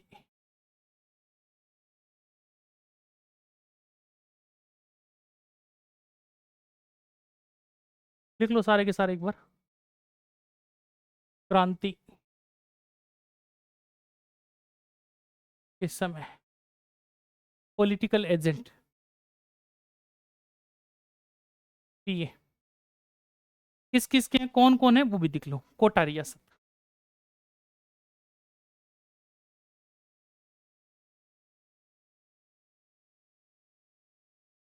कोटा रियासत के कौन आते हैं?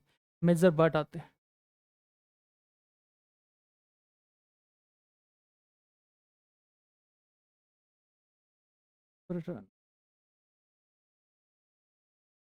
ठीक है, इसके बाद जोधपुर रियासत के देख लो।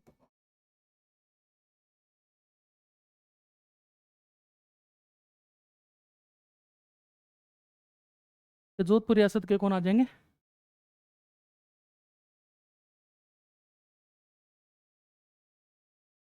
मॉक मैसन आ जाएंगे। ठीक है। उसके बाद आ जाएगा सिरोही।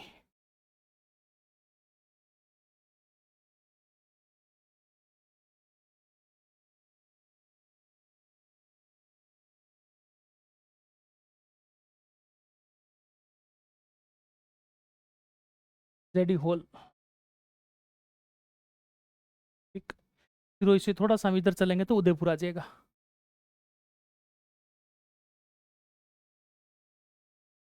उदयपुर रियासत के, ये नाम थोड़ा सा इंपॉर्टेंट है इसलिए याद रखना।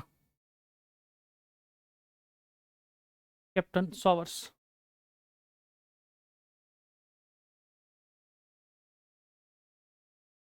सॉवर्स और ये इंपॉर्टेंट आ जाएगा थोड़ा सा। एक, हाँ आगे आके आएगा। ठीक है। जयपुर।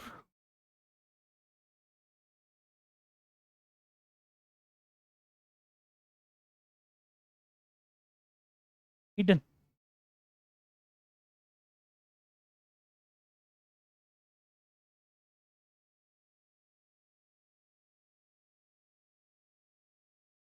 जयपुर के बाद नाम आ जाएगा अंतिम रूप से हमारे पास में भरतपुर का।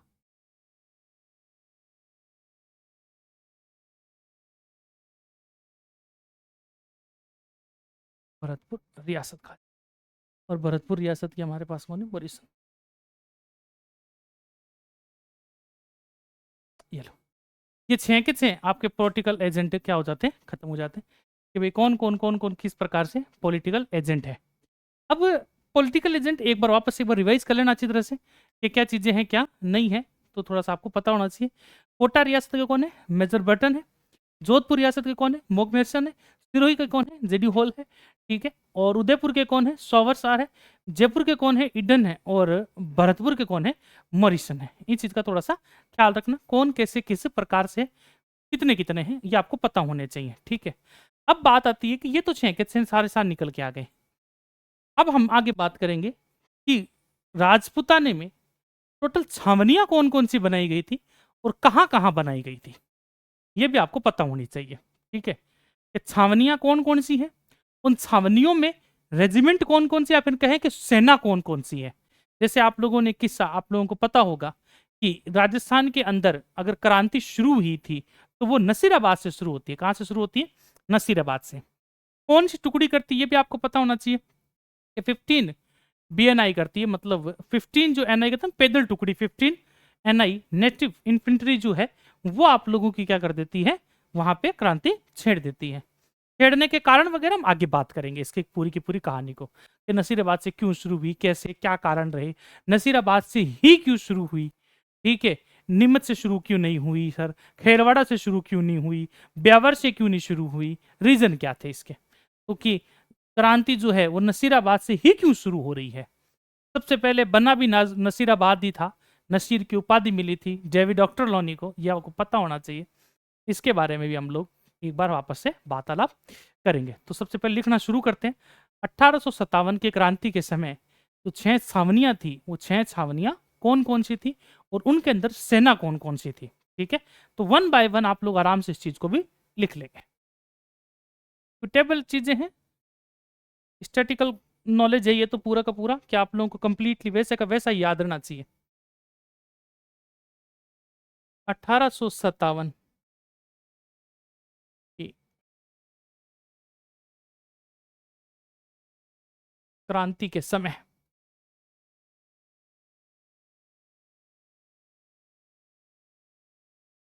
अभी तक हम किसी प्रकार से ये बात ध्यान रखना, 57 की क्रांति शुरू नहीं हुई है।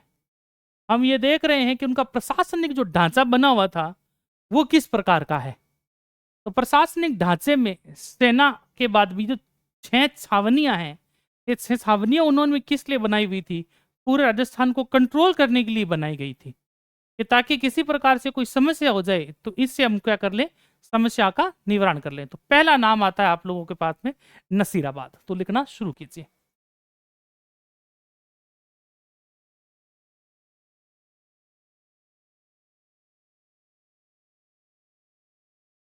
नसीराबाद। ठीक है। नसीराबाद कहाँ पे कैसे किस प्रकार से, तो ध्यान रखना अजमेर। अजमेर है, इसका मतलब अजमेर के आसपास के इलाके को सुरक्षा पहुंचाने के लिए किया गया है। ये थोड़ा सा ध्यान रख लेना। कौन सी टुकड़ी है? 15वीं। ध्यान रखना, बंगाल पैदल सेना।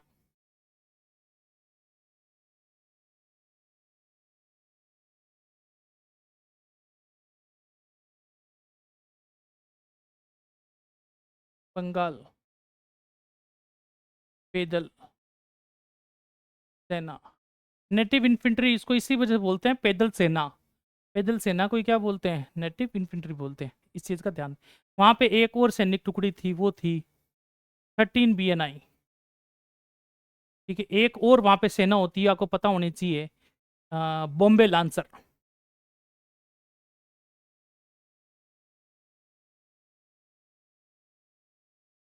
बॉम्बे लांसर। ठीक है। नसीराबाद का मामला तो इतना इतना रहता है। इसके बाद अच्छा नीमच, कि भाई किस प्रकार से क्या चीजें होगी, कैसे नहीं होगी।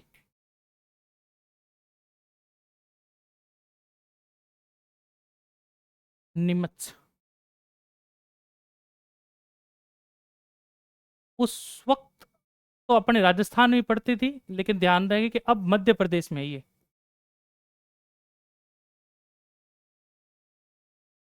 मध्य प्रदेश, हम बात थोड़ा सा ध्यान रहे, मालवा में है मेनली। क्या क्या बोलेंगे हम लोग? मालवा, क्योंकि पहले जो मालवा के आसपास वाला जो क्षेत्र था वो भी राजस्थान के अंदर ही आया करता था मेरे प्यारे बच्चों। ये भी थोड़ा सा ध्यान रख लेना। ठीक है, कि जो भी हम लोग बोल सकते हैं कि मालवा बेसिकली दो जगह पे है। एक पंजाब प्रांत है, और एक आप लोगों को पता होना चाहिए कि जो मालव जाति के लोग थे वो पंजाब से चलते हुए कहाँ तक आ गए थे? राजस्थान को क्रॉस करते हुए पूरे के पूरे वहां से निकल कर टोंक, टोंक से क्या हो जाते हैं, वो उस तरफ मुड़कर मालवा में रहने लग जाते हैं। इस वजह से उस क्षेत्र को भी क्या कहा जाने लगा? मालवा कहा जाने लगा। ठीक है, तो मालवा जो है पहले जब ये संधियां वगैरह हो रही है तब राजस्थान का ही क्या है, एक भाग है। इस वजह से ये जो निमच जो हम बोलते हैं छावनी, वो राजस्थान के अंदर ही बोली जाती है। इस चीज का थोड़ा सा ध्यान रखना। फिलहाल मध्य प्रदेश है, इसलिए मैंने मध्य प्रदेश लिखा है। ठीक है, कि सर सेना कौन सी है, किस प्रकार से, ध्यान रखना, फर्स्ट बंगाल।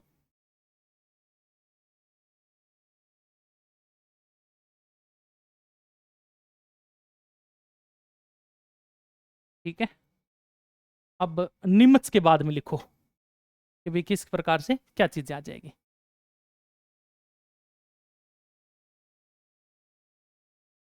देवली। सर देवली खटे खटे को नहीं, तो ध्यान रखियो भाई, देवली टोंक में है। देवली कहाँ है? टोंक में है। ये बात भी आप लोगों को पता होनी चाहिए कि है कौन सी वहां पे सेना, कौन सी है। तो आप लोग बात ध्यान रखना कि वहां पे जो सेना है वो कोटा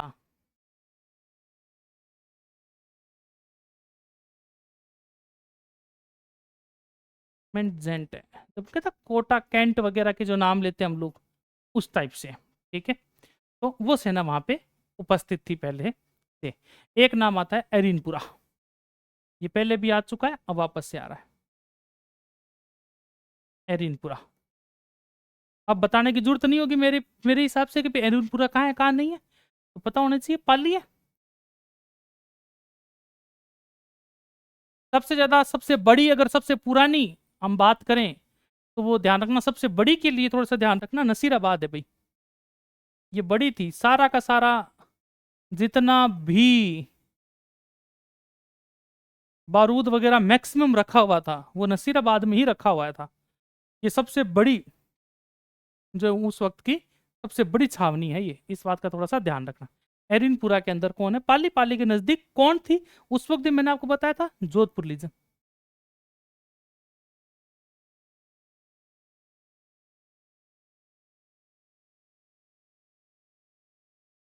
अब जिन दो का नाम लेंगे, ये दो जो है वो 1857 की क्रांति में अच्छे तरीके से, कहते हैं ना कि किसी भी प्रकार से भाग लेती ही नहीं है। साइड में पड़ी शांत है एकदम, कोई लेनो देनो ही को नहीं भाई साहब। जिनसे एक तो है ब्यावर।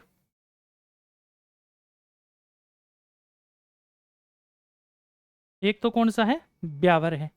अब बात करें कि सर ये ब्यावर कहाँ है कहाँ नहीं, तो आपको पता होना चाहिए ब्यावर ब्यावर में अजमेर का कन्न एरियो है।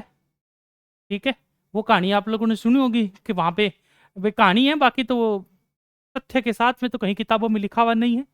कहते हैं कि जब ब्यावर बसाया गया था, जब वहां पे मेरों का बहुत ज्यादा जो संकट वाला कार्यक्रम हो गया था, तो वहां पे जो डिक्सन नामक जो होते हैं कैप्टन, वो कैप्टन डिक्सन क्या करते हैं, ब्यावर को बसाते हैं, वहां पे रहना वगैरह सब कुछ क्या करते हैं, शुरू करते हैं। तो वहां पे वो एक बोर्ड लगाया जाता है, जिसका बोर्ड पे नाम होता है बी अवेयर। ठीक है, अब बी अवेयर को धीरे धीरे पढ़ते पढ़ते नाम क्या पड़ गया वहां पे, ब्यावर पड़ गया। ठीक है, कितना सच कितना क्या मामला है कि तथ्य के रूप के साथ में मेरे को तो नहीं मिला।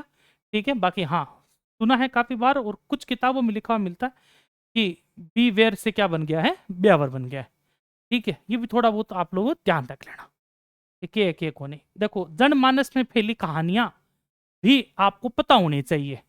ये ना हो कि सर आ बात तो थे मन बताई को नहीं, मैं थान बता तो दी, अब सच है झूठ है बाढ़ लिखाऊंगो नहीं मैं, आ ध्यान रख लियो थे। ठीक है, बता दी मैं थाने के भाई कहानी की हिसाब से के मामलो है।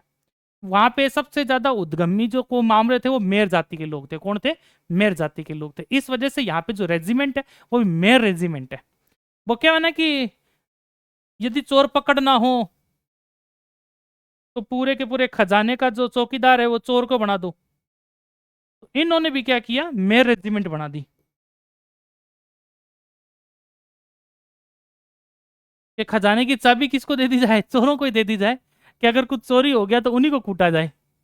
तो इन्होंने वहां पे सब कुछ रोकने के लिए सारा का सारा मामला क्या किया, उनमें से कुछ लोगों को चुनकर वहां पे क्या बना दी, रेजिमेंट बना दी, और कुछ अपने सैनिक भी उसके अंदर डाल दिए। अगला आता है खेरवाड़ा। अगला क्या जाता है, खेरवाड़ा जाता है।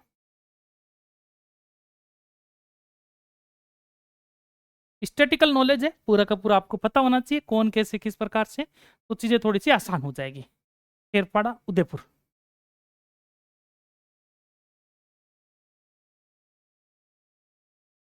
आपको पहले भी बता चुका हूं मैं, खेरवाड़ा में सैनिक कौन सी किन सी नहीं है, वापस बतानी पड़ेगी तो कोई बात नहीं, लिख लो कोई बात नहीं, इसमें तो एमबीसी है। कौन सी है, एमबीसी।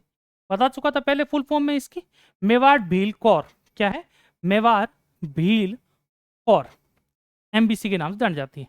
तो ये 6 छावनियां रखी गई थी पूरे के पूरे राजपूताने को क्या करने के लिए, कंट्रोल करने के लिए। कैसे कंट्रोल किया जाए और कैसे नहीं किया जाए, इतना कुछ होते होते राजस्थान के अंदर या राजपूताने में अराजकता फैलती चली गई थी। किनके कारण, इन सैनिकों के कारण ही। कहते हैं ना कि अगर कुछ 100 लोग हैं और 100 के 100 गरीब हैं, उनमें से एक दो को उठाकर अगर किसी प्रकार का कोई पद दे दिया जाए, तो वो जो 2 लोग होते हैं, वो 2 लोग 98 लोगों से अपने आप को अलग समझने लग जाते हैं। बकरी कागला ने फिर बाद में कहते हैं खुद ना दौड़ो समझने लग जाएगा, मैं भाई साहब बुगलो हूं, मैं तो गया हूं बुगलो हूं। तो उस प्रकार से अपने ही लोगों को पद देके उन्होंने क्या कर दिया था, सैनिक बना दिया था। लेकिन उस सैनिक बनने के बाद में उन लोगों ने अपने आप को उन लोगों से अलग समझना क्या कर दिया, शुरू कर दिया। तो अपने लोगों ने ही धीरे धीरे क्या किया, अत्याचार कार्यक्रम में शुरू करना शुरू किया। और यही अंग्रेज चाहते भी थे। आप लोगों को पता होना चाहिए कि अंग्रेजों का तो मामला ये था, फूट डालो राज करो। ये खुद इतने तो थे नहीं, तो क्या किया जाए, कुछ एक आधे वर्ग को क्या लगा दिया, विशेष दर्जा दे दिया जाए। अब किसी एक वर्ग को आप विशेष दर्जा दे दोगे तो अन्य वर्ग वालों को वो अपने से क्या समझने लग जाएंगे, अलग समझने लग जाएंगे। अब अलग समझेंगे तो क्या होगी, समस्यात्मकता शुरू होगी। तो इस प्रकार से धीरे धीरे ये समस्या भी शुरू हुई। ठीक है, फिर कि सबसे पहले उन्होंने ये सोचा कि जितने सैनिक बनाए गए हैं उनका सबसे पहले क्या किया जाए, धर्म परिवर्तित किया जाए। देखो अंग्रेजों का एक सीधा सीधा मोटिव था कि जो हिंदू और मुसलमान हैं अपने धर्म के प्रति बहुत ज्यादा भावनात्मक रूप से जुड़े हुए हैं। यदि उनकी भावनाओं को ठेस पहुंचा के अपना धर्म अगर इनसे क्या कर लिया जाए, इन पे थोप दिया जाए, तो ये अपने धर्म से भी क्या होंगे, भावनात्मक रूप से जुड़ जाएंगे और ये अपने धर्म को कभी खत्म होने नहीं देंगे। तो उन्होंने ये सोचा कि यदि राजस्थान के लोग भी ईसाई धर्म को अपना लेते हैं तो ईसाई धर्म पूरे भारत में से फिर कभी खत्म होने वाला नहीं है। क्यों, देखो जब जनमानस किसी को पूजने लग जाए वो भगवान कभी खत्म नहीं हो सकता। क्यों? आपने बड़ा बड़ा पर्चा है लोक देवताओं का, जिसमें सबसे बड़ा नाम आता है, आप लोगों को पता होगा, बाबा रामदेव जी, तेजाजी महाराज, बाबूजी महाराज, ओम बना। तो ऐसे ऐसे नाम आपको देखने को मिलते हैं जो जनमानस में से, जो कहते हैं ना कि उनके कुछ ऐसे कर्म रहे होंगे, कुछ इस प्रकार के जो कहते हैं ना कि सेवा भक्ति रही होगी, उन्होंने भी जनमानस के लिए कुछ कल्याणकारी कार्य किए होंगे कि जनमानस ने उनको क्या करना शुरू किया, पूजना शुरू किया। यही अंग्रेजों का भी कार्यक्रम था। अंग्रेजों ने भी ये सोचा था कि यदि राजस्थान की जो आम जनता है, राजपूताने की जो आम जनता है, वो अगर ईसाई को पूजना शुरू कर दे, तो बाद में पूरे राजस्थान से ईसाई धर्म को छोड़ो, पूरे भारत में से ईसाई धर्म को खत्म कर पाना संभव नहीं हो पाएगा। ये उनकी चालबाजी चलती आ रही थी। तभी आप लोगों को पता चला होगा कि भारत में शुरू होता है कार्यक्रम कहां से, बैरकपुर से। वहां पे क्या करते हैं, नई बंदूक आती है, बंदूक में क्या लगा रहता है, सुअर और गाय का चर्बी लगी रहती है। आप लोगों को पता होगा, हिंदू यदि गाय खा ले तो वो हिंदू किस बात का, और मुसलमान अगर सुअर खा ले तो वो मुसलमान की बात का। हिंदू के लिए गाय जो है वो पवित्र है, और मुसलमानों के लिए सुअर पवित्र नहीं है, अपवित्र है। ये बात थोड़ी सी ध्यान रखना। ये नहीं कि सर गाय हमारी माता है तो सुअर, ऐसा मामला नहीं है, ठीक है, थोड़ा उल्टा है। अपने लिए गाय पवित्र है, उनके लिए सुअर अपवित्र है, ठीक है। इस वजह से उन्होंने ये जो प्रोपोगंडा था वो फैलाना शुरू कर दिया धर्म के नाम पर भी। साथ ही साथ कुछ रूढ़िवादी जो अपन लोगों की परंपराएं थी, उन परंपराओं पे उन्होंने सीधा क्या कर दिया, हमला करना शुरू किया। जैसे आप लोग को पता होगा, कन्या भ्रूण हत्या आपने पहले भी होती, और लोग इन्हें बढ़ चढ़ के मामला भाग लिया करता। ठीक है कि छोरी हो रही है ना, मान तो छोरो चाहिए। राजस्थान के अभी भी बहुत से इलाकों में यह आपको सुनने को मिल जाएगा, आम सी बात है। अभी भी गांव बिरादरी में जाओगे तो आप अभी भी देख सकते हो, ठीक है। हम ज्यादा पीछे ना जाके 5-10 साल पीछे जाएं तो आज भी लोग कहते हैं कि जी का घर में लठ ज्यादा है, भी का घर में जोर ज्यादा है। लठ ज्यादा होने का मतलब जिसके घर में लड़के ज्यादा हैं, आदमी ज्यादा हैं, तो उसके घर में जोर तो रहेगा, गांव में चलेगी उसी की चलेगी, ठीक है। ये बातें तो आज से 10 साल पहले भी लोगों ने सुनी हुई है, राजस्थान के लेकर, हरियाणा को लेकर, और चला आता था शुरू से ही, ठीक है। तो इसमें इन लोगों ने मामले में हस्तक्षेप करना शुरू कर दिया था कि नहीं, मारना नहीं है। फिर बाल विवाह पे इन लोगों ने हस्तक्षेप करने शुरू कर दिए, सती प्रथा पे इन्होंने हस्तक्षेप करना शुरू कर दिया। कुछ चीजें बाद में लगी कि हाँ सही है कि गलत है, लेकिन इन्होंने, हाँ ये बात है कि पंचायतियां करनी शुरू कर दी थी। हम पंचायती देखो राजस्थान वाला यही पसंद को नहीं कि आपा कोई बात करा और बिम कोई बीच में घोचो कर देगा ना, या कोई करना, अपना ये दिमाग खराब हुआ ही हुआ है। तो बस बात इतनी सी कि जनमानस का दिमाग खराब हो चुका था इन चीजों को लेकर। अब बात करें सर राजाओं का भी क्या इस प्रकार से था, क्या क्या जनमानस ही थोड़ी सी अंग्रेजों से रूठी हुई थी, या फिर राजा महाराजा भी रूठे हुए थे? हाँ, राजा महाराजा भी रूठे हुए थे। वो क्यों रूठे हुए थे? क्योंकि अंग्रेजों ने तो बोला तो ये था कि हम सुरक्षा देंगे, हम आंतरिक मुद्दों, आपके जो आंतरिक मामले होंगे उनमें हस्तक्षेप नहीं करेंगे, परंतु अंग्रेजों ने भरपूर हस्तक्षेप किया। हस्तक्षेप छोड़ो, उन्होंने ये तय करना शुरू कर दिया कि अगला राजा कौन बनेगा और कौन नहीं बनेगा। इससे ज्यादा हस्तक्षेप क्या होंगे? और बहुत से उदाहरण इस मामले में अपने सामने भी आते हैं, तो कुछ मामले में आपको लिखवाऊंगा। तो अब हम टॉपिक डालने जा रहे हैं कि 1857 के मुख्य कारण कौन कौन से थे। जो मुख्य मुख्य जो कारण थे उनके बारे में हम अब चर्चा करने जा रहे हैं, ठीक है। तो लिखना शुरू करेंगे हम लोग।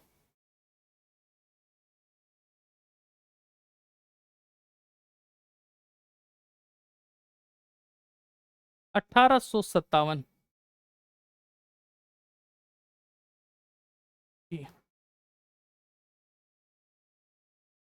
क्रांति के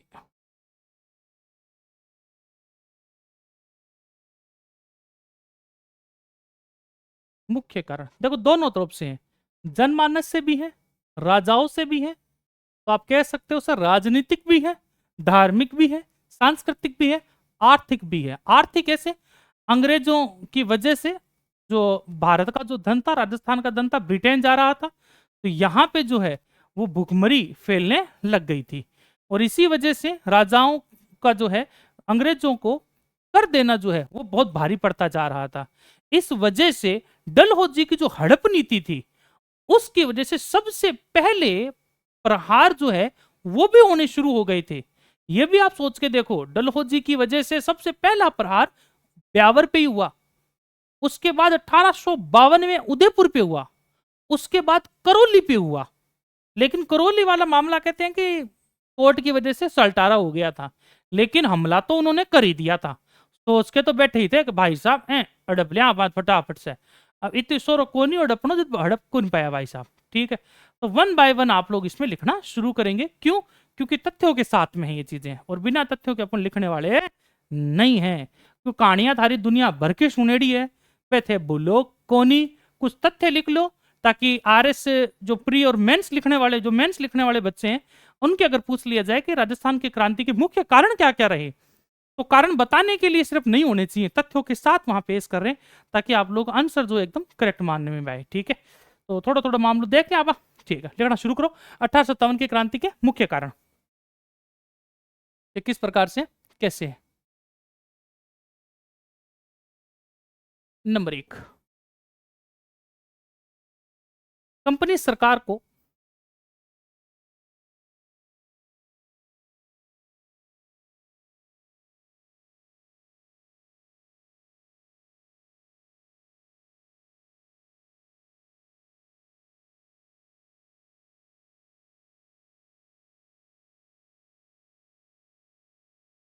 नियमित रूप से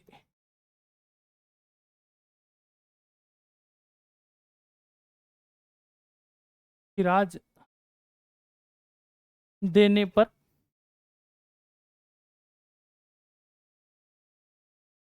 देने पर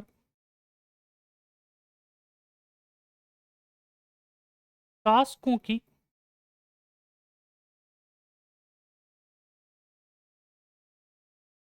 आर्थिक स्थिति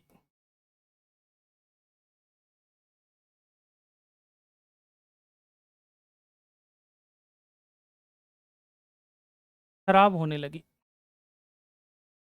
देखो, सबसे बड़ी समस्या तो रुपया ही होता है, आपको पता है। किसी भी प्रकार का कोई भी संबंध अगर निभाना है, पैसों को अनुसार होना चाहिए, संबंध आप ही निभ जाए, पैसों खत्म हो जाए तो मामला ढेर है अपना। नंबर 2,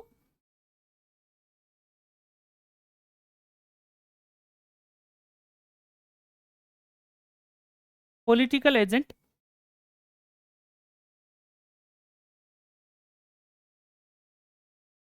रियासत में व्यवस्था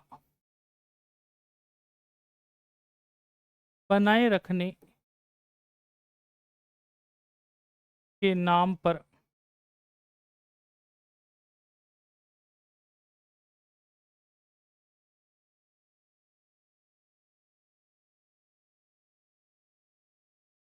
आंतरिक मामलों में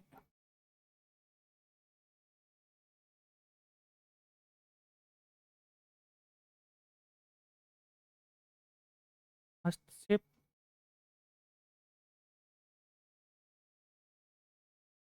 करने लगे।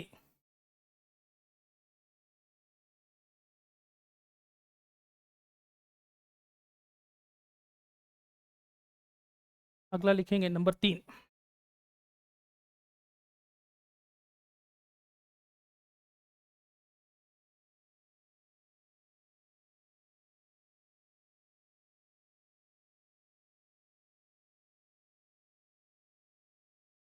नमक उत्पादन के प्रमुख क्षेत्र।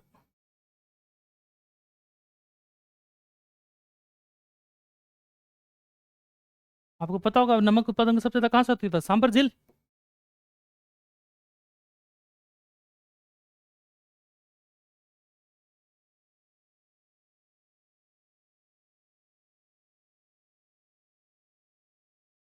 सांबर झील और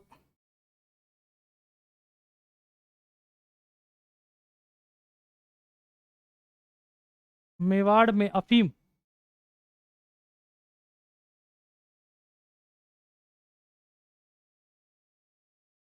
अफीम उत्पादक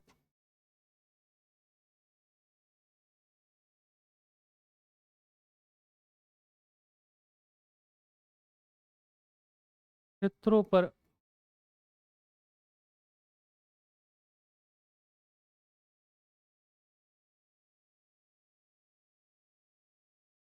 अधिकार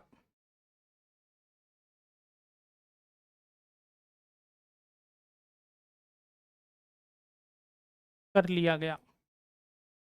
तो जो मेन सोर्स था पैसे कमाने का, अगर उसी पे आप अधिकार कर लोगे तो समस्या हो जाएगी, ये ध्यान रखना। ठीक है।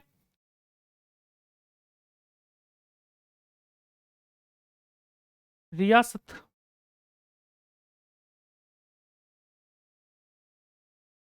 के वैसे ईस्ट इंडिया कंपनी के प्रशासित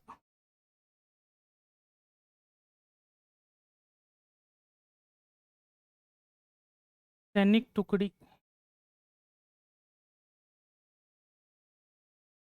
टुकड़ियों का गठन किया जाना। मतलब पैसा तो कौन देगा? रियासत देगी। पैसा कौन दे रहा? रियासत दे रही है। ठीक है। अब पैसा रियासत दे रही है तो सीधी सी बात है कि जो खर्चा, जो भार पड़ेगा, जो आर्थिक भार पड़ना, किस पे पड़ना है? रियासत पे पड़ना है। और क्या बोल रहे हैं उनको, किस बात पे ले रहे हैं वो? क्या आप लोगों की टुकड़ी क्या करेगी? सुरक्षा करेगी। इसी प्रकार से जो नमक उत्पादन चल रहा था, और जो मेवाड़ के अंदर, मेवाड़ में किस प्रकार से अफीम आगो, तो चित्तौड़गढ़ वाला जो एरिया आप लोग, जंगल वाला, अभी भी अफीम वगैरह की वहां पे क्या होती है, खेती बाड़ी होती है। ठीक है। उस पे भी उन्होंने क्या कर लिया था, पूरा का पूरा मामले पे इन्होंने क्या अधिकार जमाना शुरू कर दिया था। अब आगे लिखते हैं इसके अंदर, 500 पॉइंट लिखेंगे।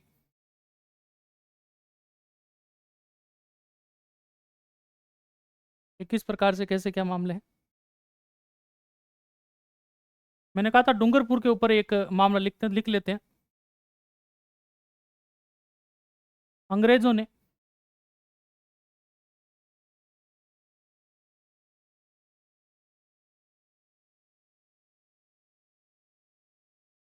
डूंगरपुर के शासक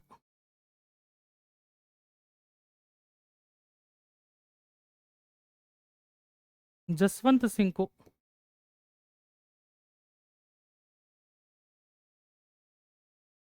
जसवंत सिंह को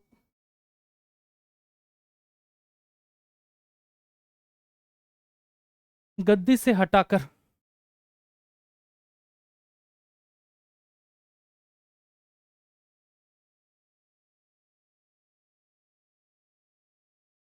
हटाकर प्रतापगढ़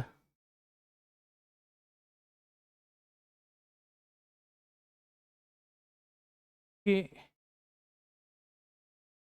शासक के पुत्र, हाँ बेटा भी नहीं, कौन है? पुत्र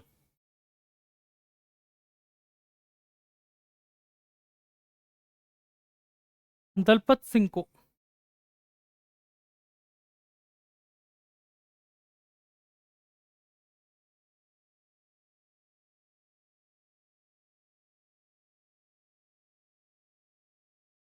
शासक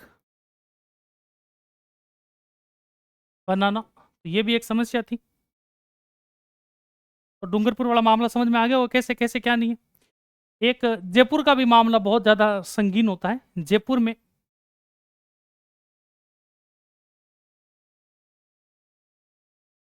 राजमाता,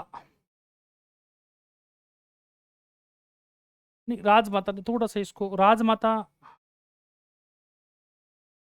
एक मिनट, थोड़ा सही तरीके से लिख लो इसको।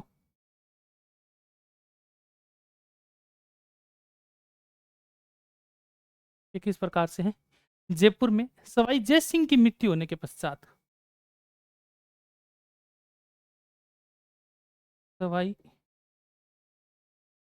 जय सिंह की मृत्यु होने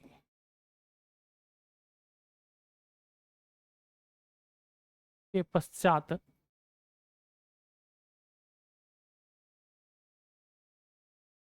राम सिंह को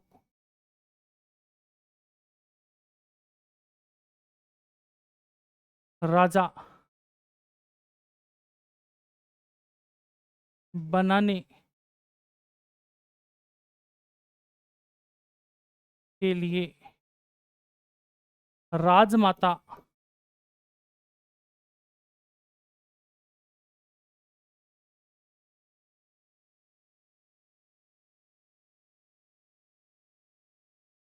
भटियाणी, ध्यान रखना कौन है, राजमाता भटियाणी को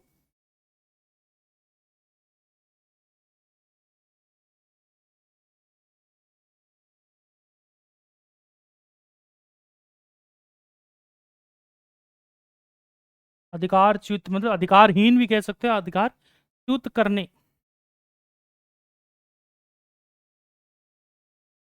का प्रयास किया, जिससे जिससे आम जनता, आप जनता में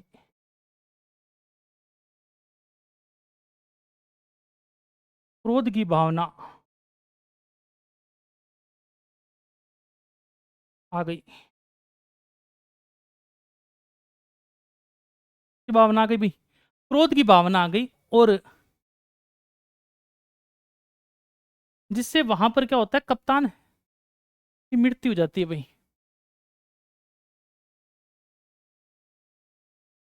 जिस कारण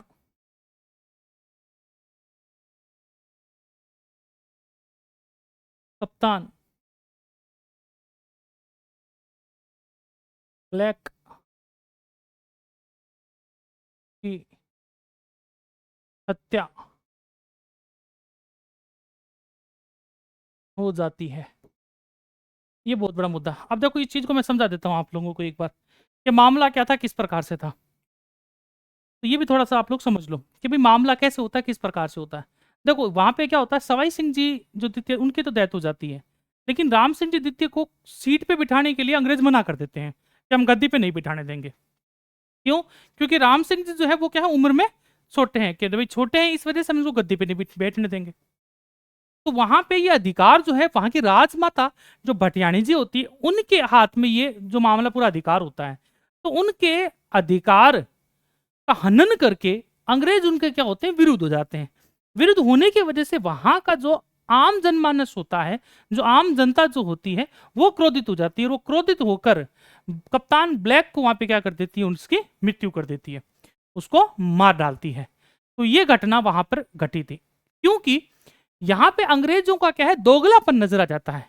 जयपुर की घटना तो आप लोगों के सामने क्या नजर आती है, कि जो राम सिंह जी हैं, ये क्या है, उम्र में छोटे हैं, इस वजह से इनको क्या नहीं करते हैं, वो बनने नहीं देते। लेकिन जैसे ही आप लोग इसी मामले में भरतपुर की घटना को देखोगे, तो वहां छोटे हैं, इस वजह से उन्होंने उनको वहां पे क्या बना दिया, राजा बना दिया, ताकि वो उनकी क्या करेंगे, वहां पे बात आराम से सुने और उनको आराम से राज करने दे। क्योंकि अगर किसी प्रकार की कोई नॉलेज नहीं होगी राज्य को चलाने की, तो हेल्प किन से मांगी जाएगी, पॉलिटिकल एजेंट से मांगी जाएगी। पॉलिटिकल एजेंट को क्या समझदार समझा जाएगा, तो वहां पे एक तरह से कंपनी का ही क्या हो जाएगा, राज हो जाएगा। तो इस प्रकार के कांड कंपनी ने क्या करने शुरू कर दिए थे, या फिर हम कहें पॉलिटिकल एजेंट्स ने करने शुरू कर दिए थे। तो अगला पॉइंट लिखेंगे इसके ऊपर हम,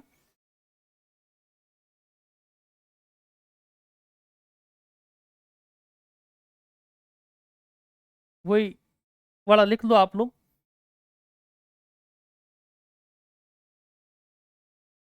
पूरा का पूरा आप लोगों के सामने आ जाएगा। वन बाय वन पॉइंट को लिख लेते हैं। अगला पॉइंट कौन सा है, सातवां, कोटा का लिख लो।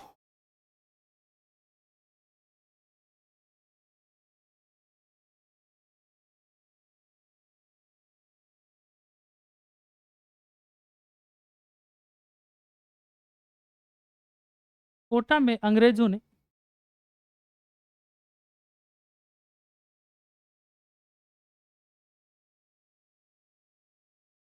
तत्कालीन महाराव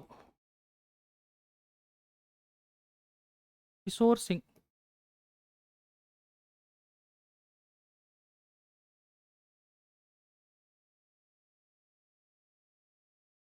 के विरुद्ध के विरुद्ध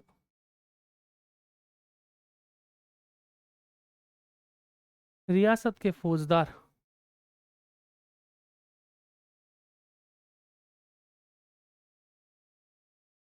जालिम सिंह। जालिम सिंह।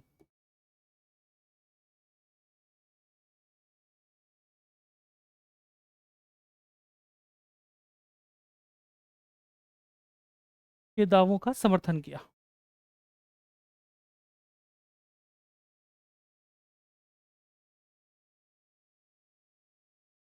बनना किसको चाहिए था? किशोर सिंह जी को, ठीक है। लेकिन जालिम सिंह के दावों का कौन कर रहा है? सपोर्ट कर रहा है। कौन कर रहे हैं? अंग्रेज कर रहे हैं। तो इस वजह से भी आम जनता में क्या था? आक्रोश था इस चीज को लेकर, ठीक है। अब बात करते हैं अलवर के शासक को लेकर। हर किसी जगह जगह पे छोटे छोटे मामले होते आए भाई।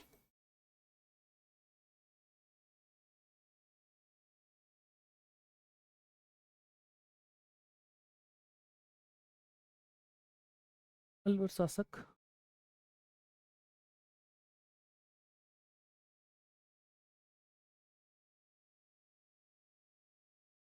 कंवर सिंह की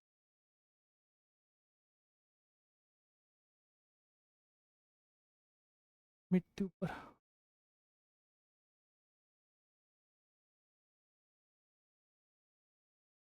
विनय सिंह, या हम कह सकते हैं बन्ने सिंह, मैंने पहले ही बता दिया आप लोगों को। बन्ने सिंह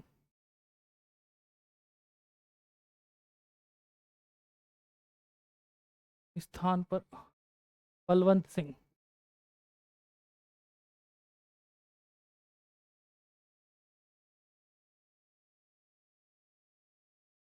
को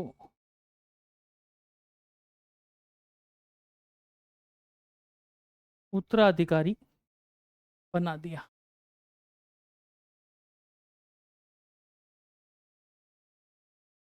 अभी भी कारण में हम लोग 9वें पॉइंट पे बात करेंगे।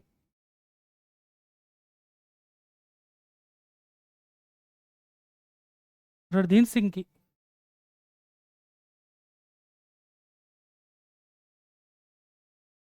मृत्यु पर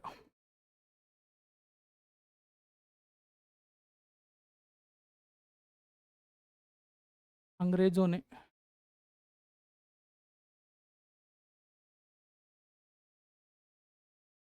पक्षपातपूर्ण नीति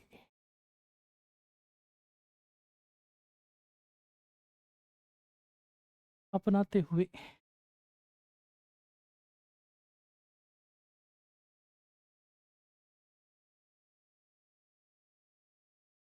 दुर्जन साल के बजाय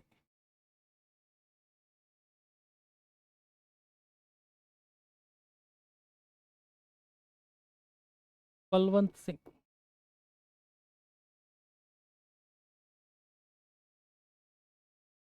को भरतपुर का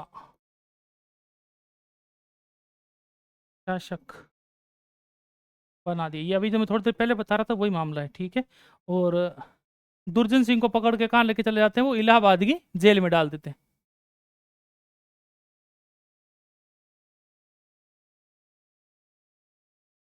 दुर्जन साल को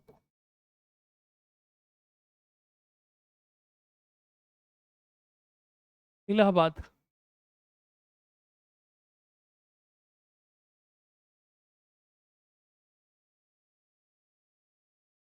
भेज दिया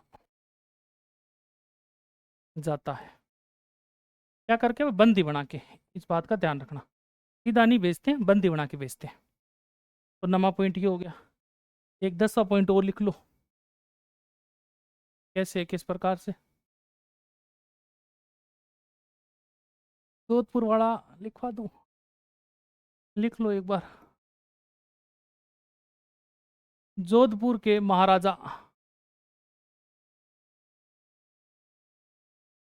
जोधपुर से तो क्या है, वो खुंदस निकालने के मामले में जोधपुर के राजा को झुकाने के चक्कर में 1839 में क्या होता है, जोधपुर के जो दुर्ग है उसके ऊपर क्या कर लिया जाता है, वो अधिकार जमा लेते हैं। और किसके द्वारा? जोधपुर लीजन और मेरवाड़ा जो मेरवाड़ा जो सेना बनती है उसकी वजह से। इन दोनों को भेजकर वो क्या करते हैं, जोधपुर का जो मेन किला होता है उसके ऊपर क्या कर लेते हैं, कुछ समय के लिए कहते हैं ना कि भाई घेर लेते हैं उस चीज को, कि भाई हम इस पे क्या करने वाले हैं, अब अधिकार जमाने वाले हैं। ठीक है, कब? 1839 में। तो इसके वजह से जो जोधपुर का जो शासक होते हैं वो खा खा के बैठे थे अंग्रेजों से भाई साहब। वो तो ये हो गया कि कब मेरे बीच में कौन आवा, कब मैं मामले को क्या कर लूं, खत्म कर दूं। लेकिन वही वाली बात, इंडिविजुअली अंग्रेजों से लड़ नहीं सकते थे, अंग्रेज शक्तिशाली थे, इस वजह से वो कहते हैं ना कि भाई जहर का घूंट सब लोग पी के बैठे थे भाई। ठीक है, महाराजा मान सिंह जी।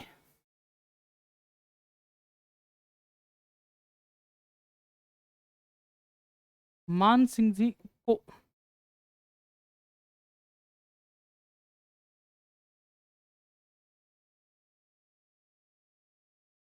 सबक सिखाने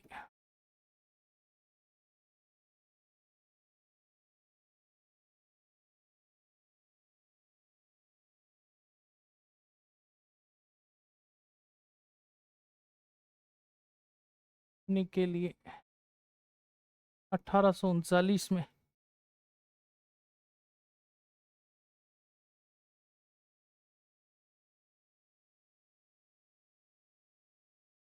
मेरवाड़ा बटालियन और साथ ही साथ में जोधपुर लीजन द्वारा दूर की घेराबंदी।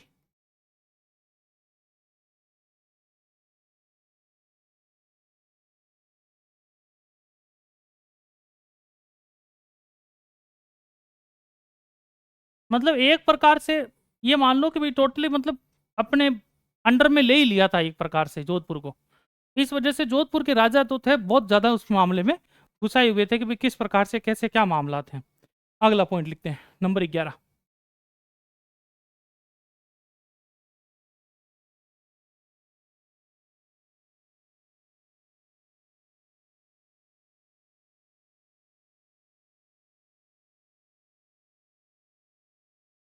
ब्रिटिश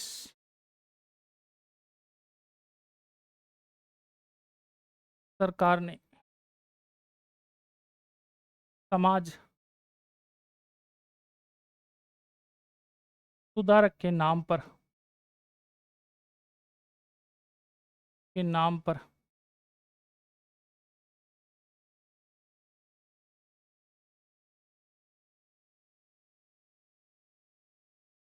प्रचलित परंपराएं, जितनी भी परंपरा थी उन पे,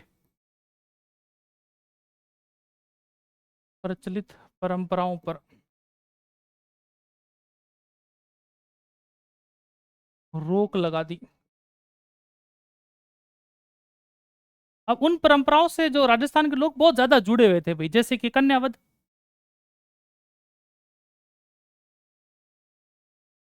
ऐसे तो कन्यावध हो चाहे वो महिला सशक्तिकरण हो, उसके लिए आप लोगों को पता होगा कि जयपुर के जो राज सिंह जी थे उन्होंने पहले से आवाज उठा दी थी।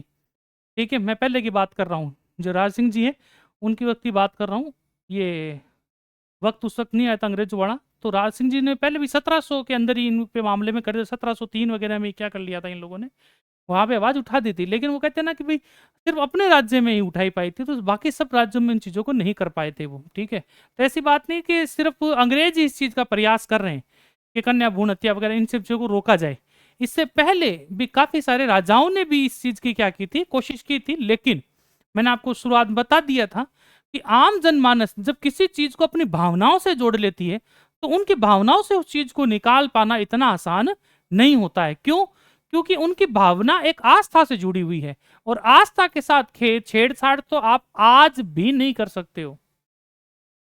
आस्था के साथ तो छेड़छाड़ आप लोग आज भी नहीं कर सकते हो। आज भी अगर आपने आस्था के नाम पे किसी प्रकार का कुछ भी उल्टा सीधा बोल दिया तो मामला आज भी भारत में क्या हो चुका होता है, खराब हो चुका होता है। इस बात का ध्यान रखना भाई। तो उस वक्त तो खराब होना ही था। ठीक है, तो इतना तो कुछ मामला था भी नहीं, ज्यादा पढ़े लिखे भी नहीं थे। तो इस वजह से ये जो प्रचलित परंपराएं थी इनको जैसे रोक लगाई गई, लोगों ने सीधा सीधा मतलब समझा कि अंग्रेज हमारे संस्कृति को क्या करने जा रहे हैं, खत्म करने जा रहे हैं, अपनी संस्कृति को हम पे ऊपर क्या है, लादने जा रहे हैं। इस वजह से आम जनमानस उनसे क्या हो गया था, क्रोधित हो गया था। अब देखो आम जनमानस क्रोधित होता है तो क्या होता है, जैसे कि मान लो कोई अंग्रेज सैनिक बाहर निकला मिर्ची मसाला लेने के लिए, वो लेने तो क्या, नमक दे दी चीनी, कुछ और करने का कर दिया कुछ और। वैसे कोई अंग्रेज अकेले में कोई मिल गया तो उसको लेके दे धूं दाए धूं कूट लिया, ठीक है। तो छोटे छोटे मामले जो इस प्रकार के राजस्थान के अंदर चीजें होने शुरू हो चुकी थी, ठीक है, तथ्यों से बाहर, ठीक है। किताब हम लिखी आपने बात इसी प्रकार की भाई ओन लगी ही कि भाई किस प्रकार से होगा, कैसे होगा, क्या नहीं है, ठीक है। क्योंकि हमारे दादाजी आजादी से पहले के लिए जन्म लिए हुए हैं, तो कुछ कुछ कहानियां वो भी बताते हैं कि भाई अंग्रेजों के साथ किस किस प्रकार का मामला हो रहा था। तो धीरे धीरे अंग्रेज भी हार चुके थे। ऐसी बात नहीं है कि राजस्थान भारत की स्वतंत्रता में सिर्फ और सिर्फ अपनी स्वतंत्रता जो सेनानी उन्हीं का ही भाग रहा हो। अंग्रेज नाक नाक तक धाप चुके थे, संभाल नहीं पा रहे थे। अंत में तो उनका मामला हो गया था कि भाई साहब भारत वाले कूटने वाले हैं कुछ दिनों में, बस बात इतनी सी है। क्यों, जनसंख्या दिन दुगनी रात चौगुनी होने लग रही कि बस बढ़ते जा रहे बढ़ते जा रहे बढ़ते। अंग्रेज क्या करते, पूरे की पूरे इंग्लैंड को क्या यहाँ बसा लेते कि वहां की सेना छोड़ो सारी सेना यहाँ आ जाओ, ऐसा तो पॉसिबल नहीं था। तो बदलते वक्त के साथ में भारत की जनसंख्या को संभाल पाना या फिर भारत के इतने बड़े भूभाग को संभाल पाना उनके लिए भी बहुत मुश्किल होता जा रहा था। एक कारण ये भी है अंग्रेजों का भारत छोड़ने का, ठीक है। आओ आगे बढ़ते हैं। तो एक तो कन्यावध हो गई, लिखते चलो भाई, साथ साथ में नोट डाउन करते चलना, ठीक है। लिखो अगला मामला।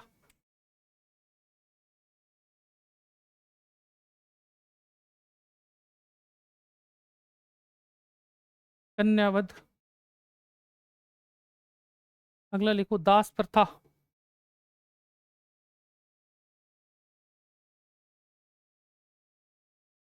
सती प्रथा आदि, ठीक है। धार्मिक चीजें मैंने आप लोगों को बता दी, और एक सबसे बड़ा जो मामला आप लोगों के सामने निकल के आता है वो डलहौजी की हड़प नीति भी सामने निकलती है। सहायक संधि तो आप लोगों को पता ही है, ठीक है। लॉर्ड वेलेस्ली ये तो आपको पता ही है, ठीक है। एक हड़प नीति भी थोड़ा बहुत देख लेना भाई। हड़प नीति लॉर्ड डलहौजी की है। इसमें सबसे पहले राजस्थान में अगर कोई शिकार बनता है वो ब्यावर बनता है। कौन बनता है, ब्यावर बनता है। ब्यावर के बाद कौन बन रहा है, उदयपुर बन रहा है। कौन बन रहा है, उदयपुर बन रहा है। उसके बाद में कौन बनता है, करौली बनता है। लेकिन करौली वाला मामला फिर भी सुधर जाता है, ये 1852 में बनते हैं भाई।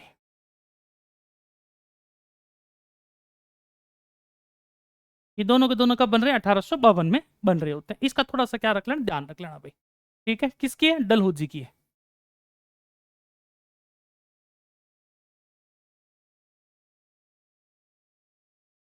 हड़प नीति, ये बात थोड़ी सी क्या कर लेना, ध्यान में रख लेना कि कैसे है, किस प्रकार से।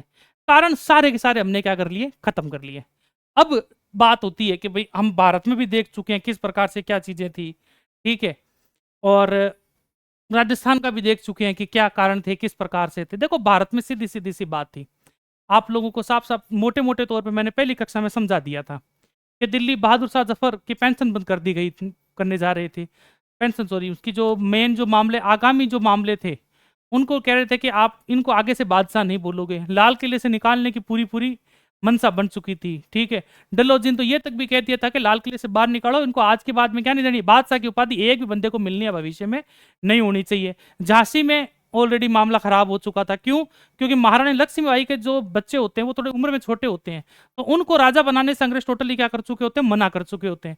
एक तरफ वो वहां पे कांड हो चुका था, एक तरफ ग्वालियर के अंदर जो सिंधिया परिवार है वो भी इसके विरुद्ध में आ चुका था। होलकर परिवार जो है वो पूरा का पूरा इनके विरोध में आ चुके थे।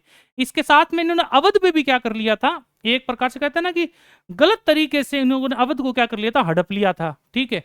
तो ये जो हड़प नीति की वजह के साथ में आगे आगे मामले बढ़ते जा रहे थे। हड़प नीति क्या थी इसका भी थोड़ा बता देता हूँ। हड़प नीति का मतलब जैसे कोई कर ले रहे हैं, ठीक है, अगर कर का पैसा पूरी तरह से चुकाया नहीं जा रहा है तो एक वक्त के बाद में वो क्या करते थे, उस क्षेत्र को हड़प लेते थे कि भाई आपसे कर नहीं चुकाया जा रहा, कोई बात नहीं, ये क्षेत्र आप हमें दे दो, ये हड़प नीति के हिसाब से, ठीक है। तो अवध वाले मामले भी यहाँ पे क्या हो गए थे, खराब हो गए थे पूरे के पूरे के। किस प्रकार से होगा, क्या मामला होगा, कैसे करेंगे, कैसे नहीं करेंगे। ऐसे करते करते इन लोगों का जो मामला था मराठों के साथ में बहुत ज्यादा बिगड़ चुका था अंग्रेजों का। मराठों के साथ में इन लोगों के 3 युद्ध होते हैं, आप लोगों ने वो तीनों के तीनों युद्ध मैंने आपको बताए भी हैं। पहला युद्ध आप लोगों को पता है 1775 1782 होता है, बहुत लंबा चलता है, 7 साल तक, दोनों तरफ कार्यक्रम बहुत खराब होता है। दूसरी बार 1803 1805 के अंदर होता है। अब 1803 1805 के अंदर क्या है, भरतपुर साथ देता है, 1803 के अंदर ऐसी बात नहीं है। 1805 में वो बदल जाता है, होलकर का साथ दे देता है, लेकिन बाद में फिर बस वही वाली बात है कि अरे गलती होगी, कोई बात को नहीं, ठीक है, साल के मामला आ गए।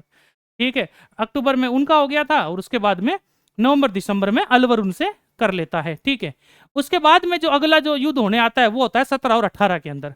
तो होलकर के साथ भी क्या कर लेते हैं, संधि कर लेते हैं, होलकर के साथ भी क्या जाती है, संधि हो जाती है। अब जब मराठा टोटली खत्म हो चुके थे, अंग्रेजों ने टोटली दमन कर दिया था मराठाओं का, तो एक प्रकार से उत्तर भारत और मध्य भारत के अंदर भी वर्चस्व किनका फैल चुका था, अंग्रेजों का फैल चुका था। ठीक है, वहां पर अब इतने अत्याचार वगैरह सब होते हुए देखकर बाकी सब भी असंतोषजनक थे कि भाई मामले हो क्या, कैसे हो, किस प्रकार से।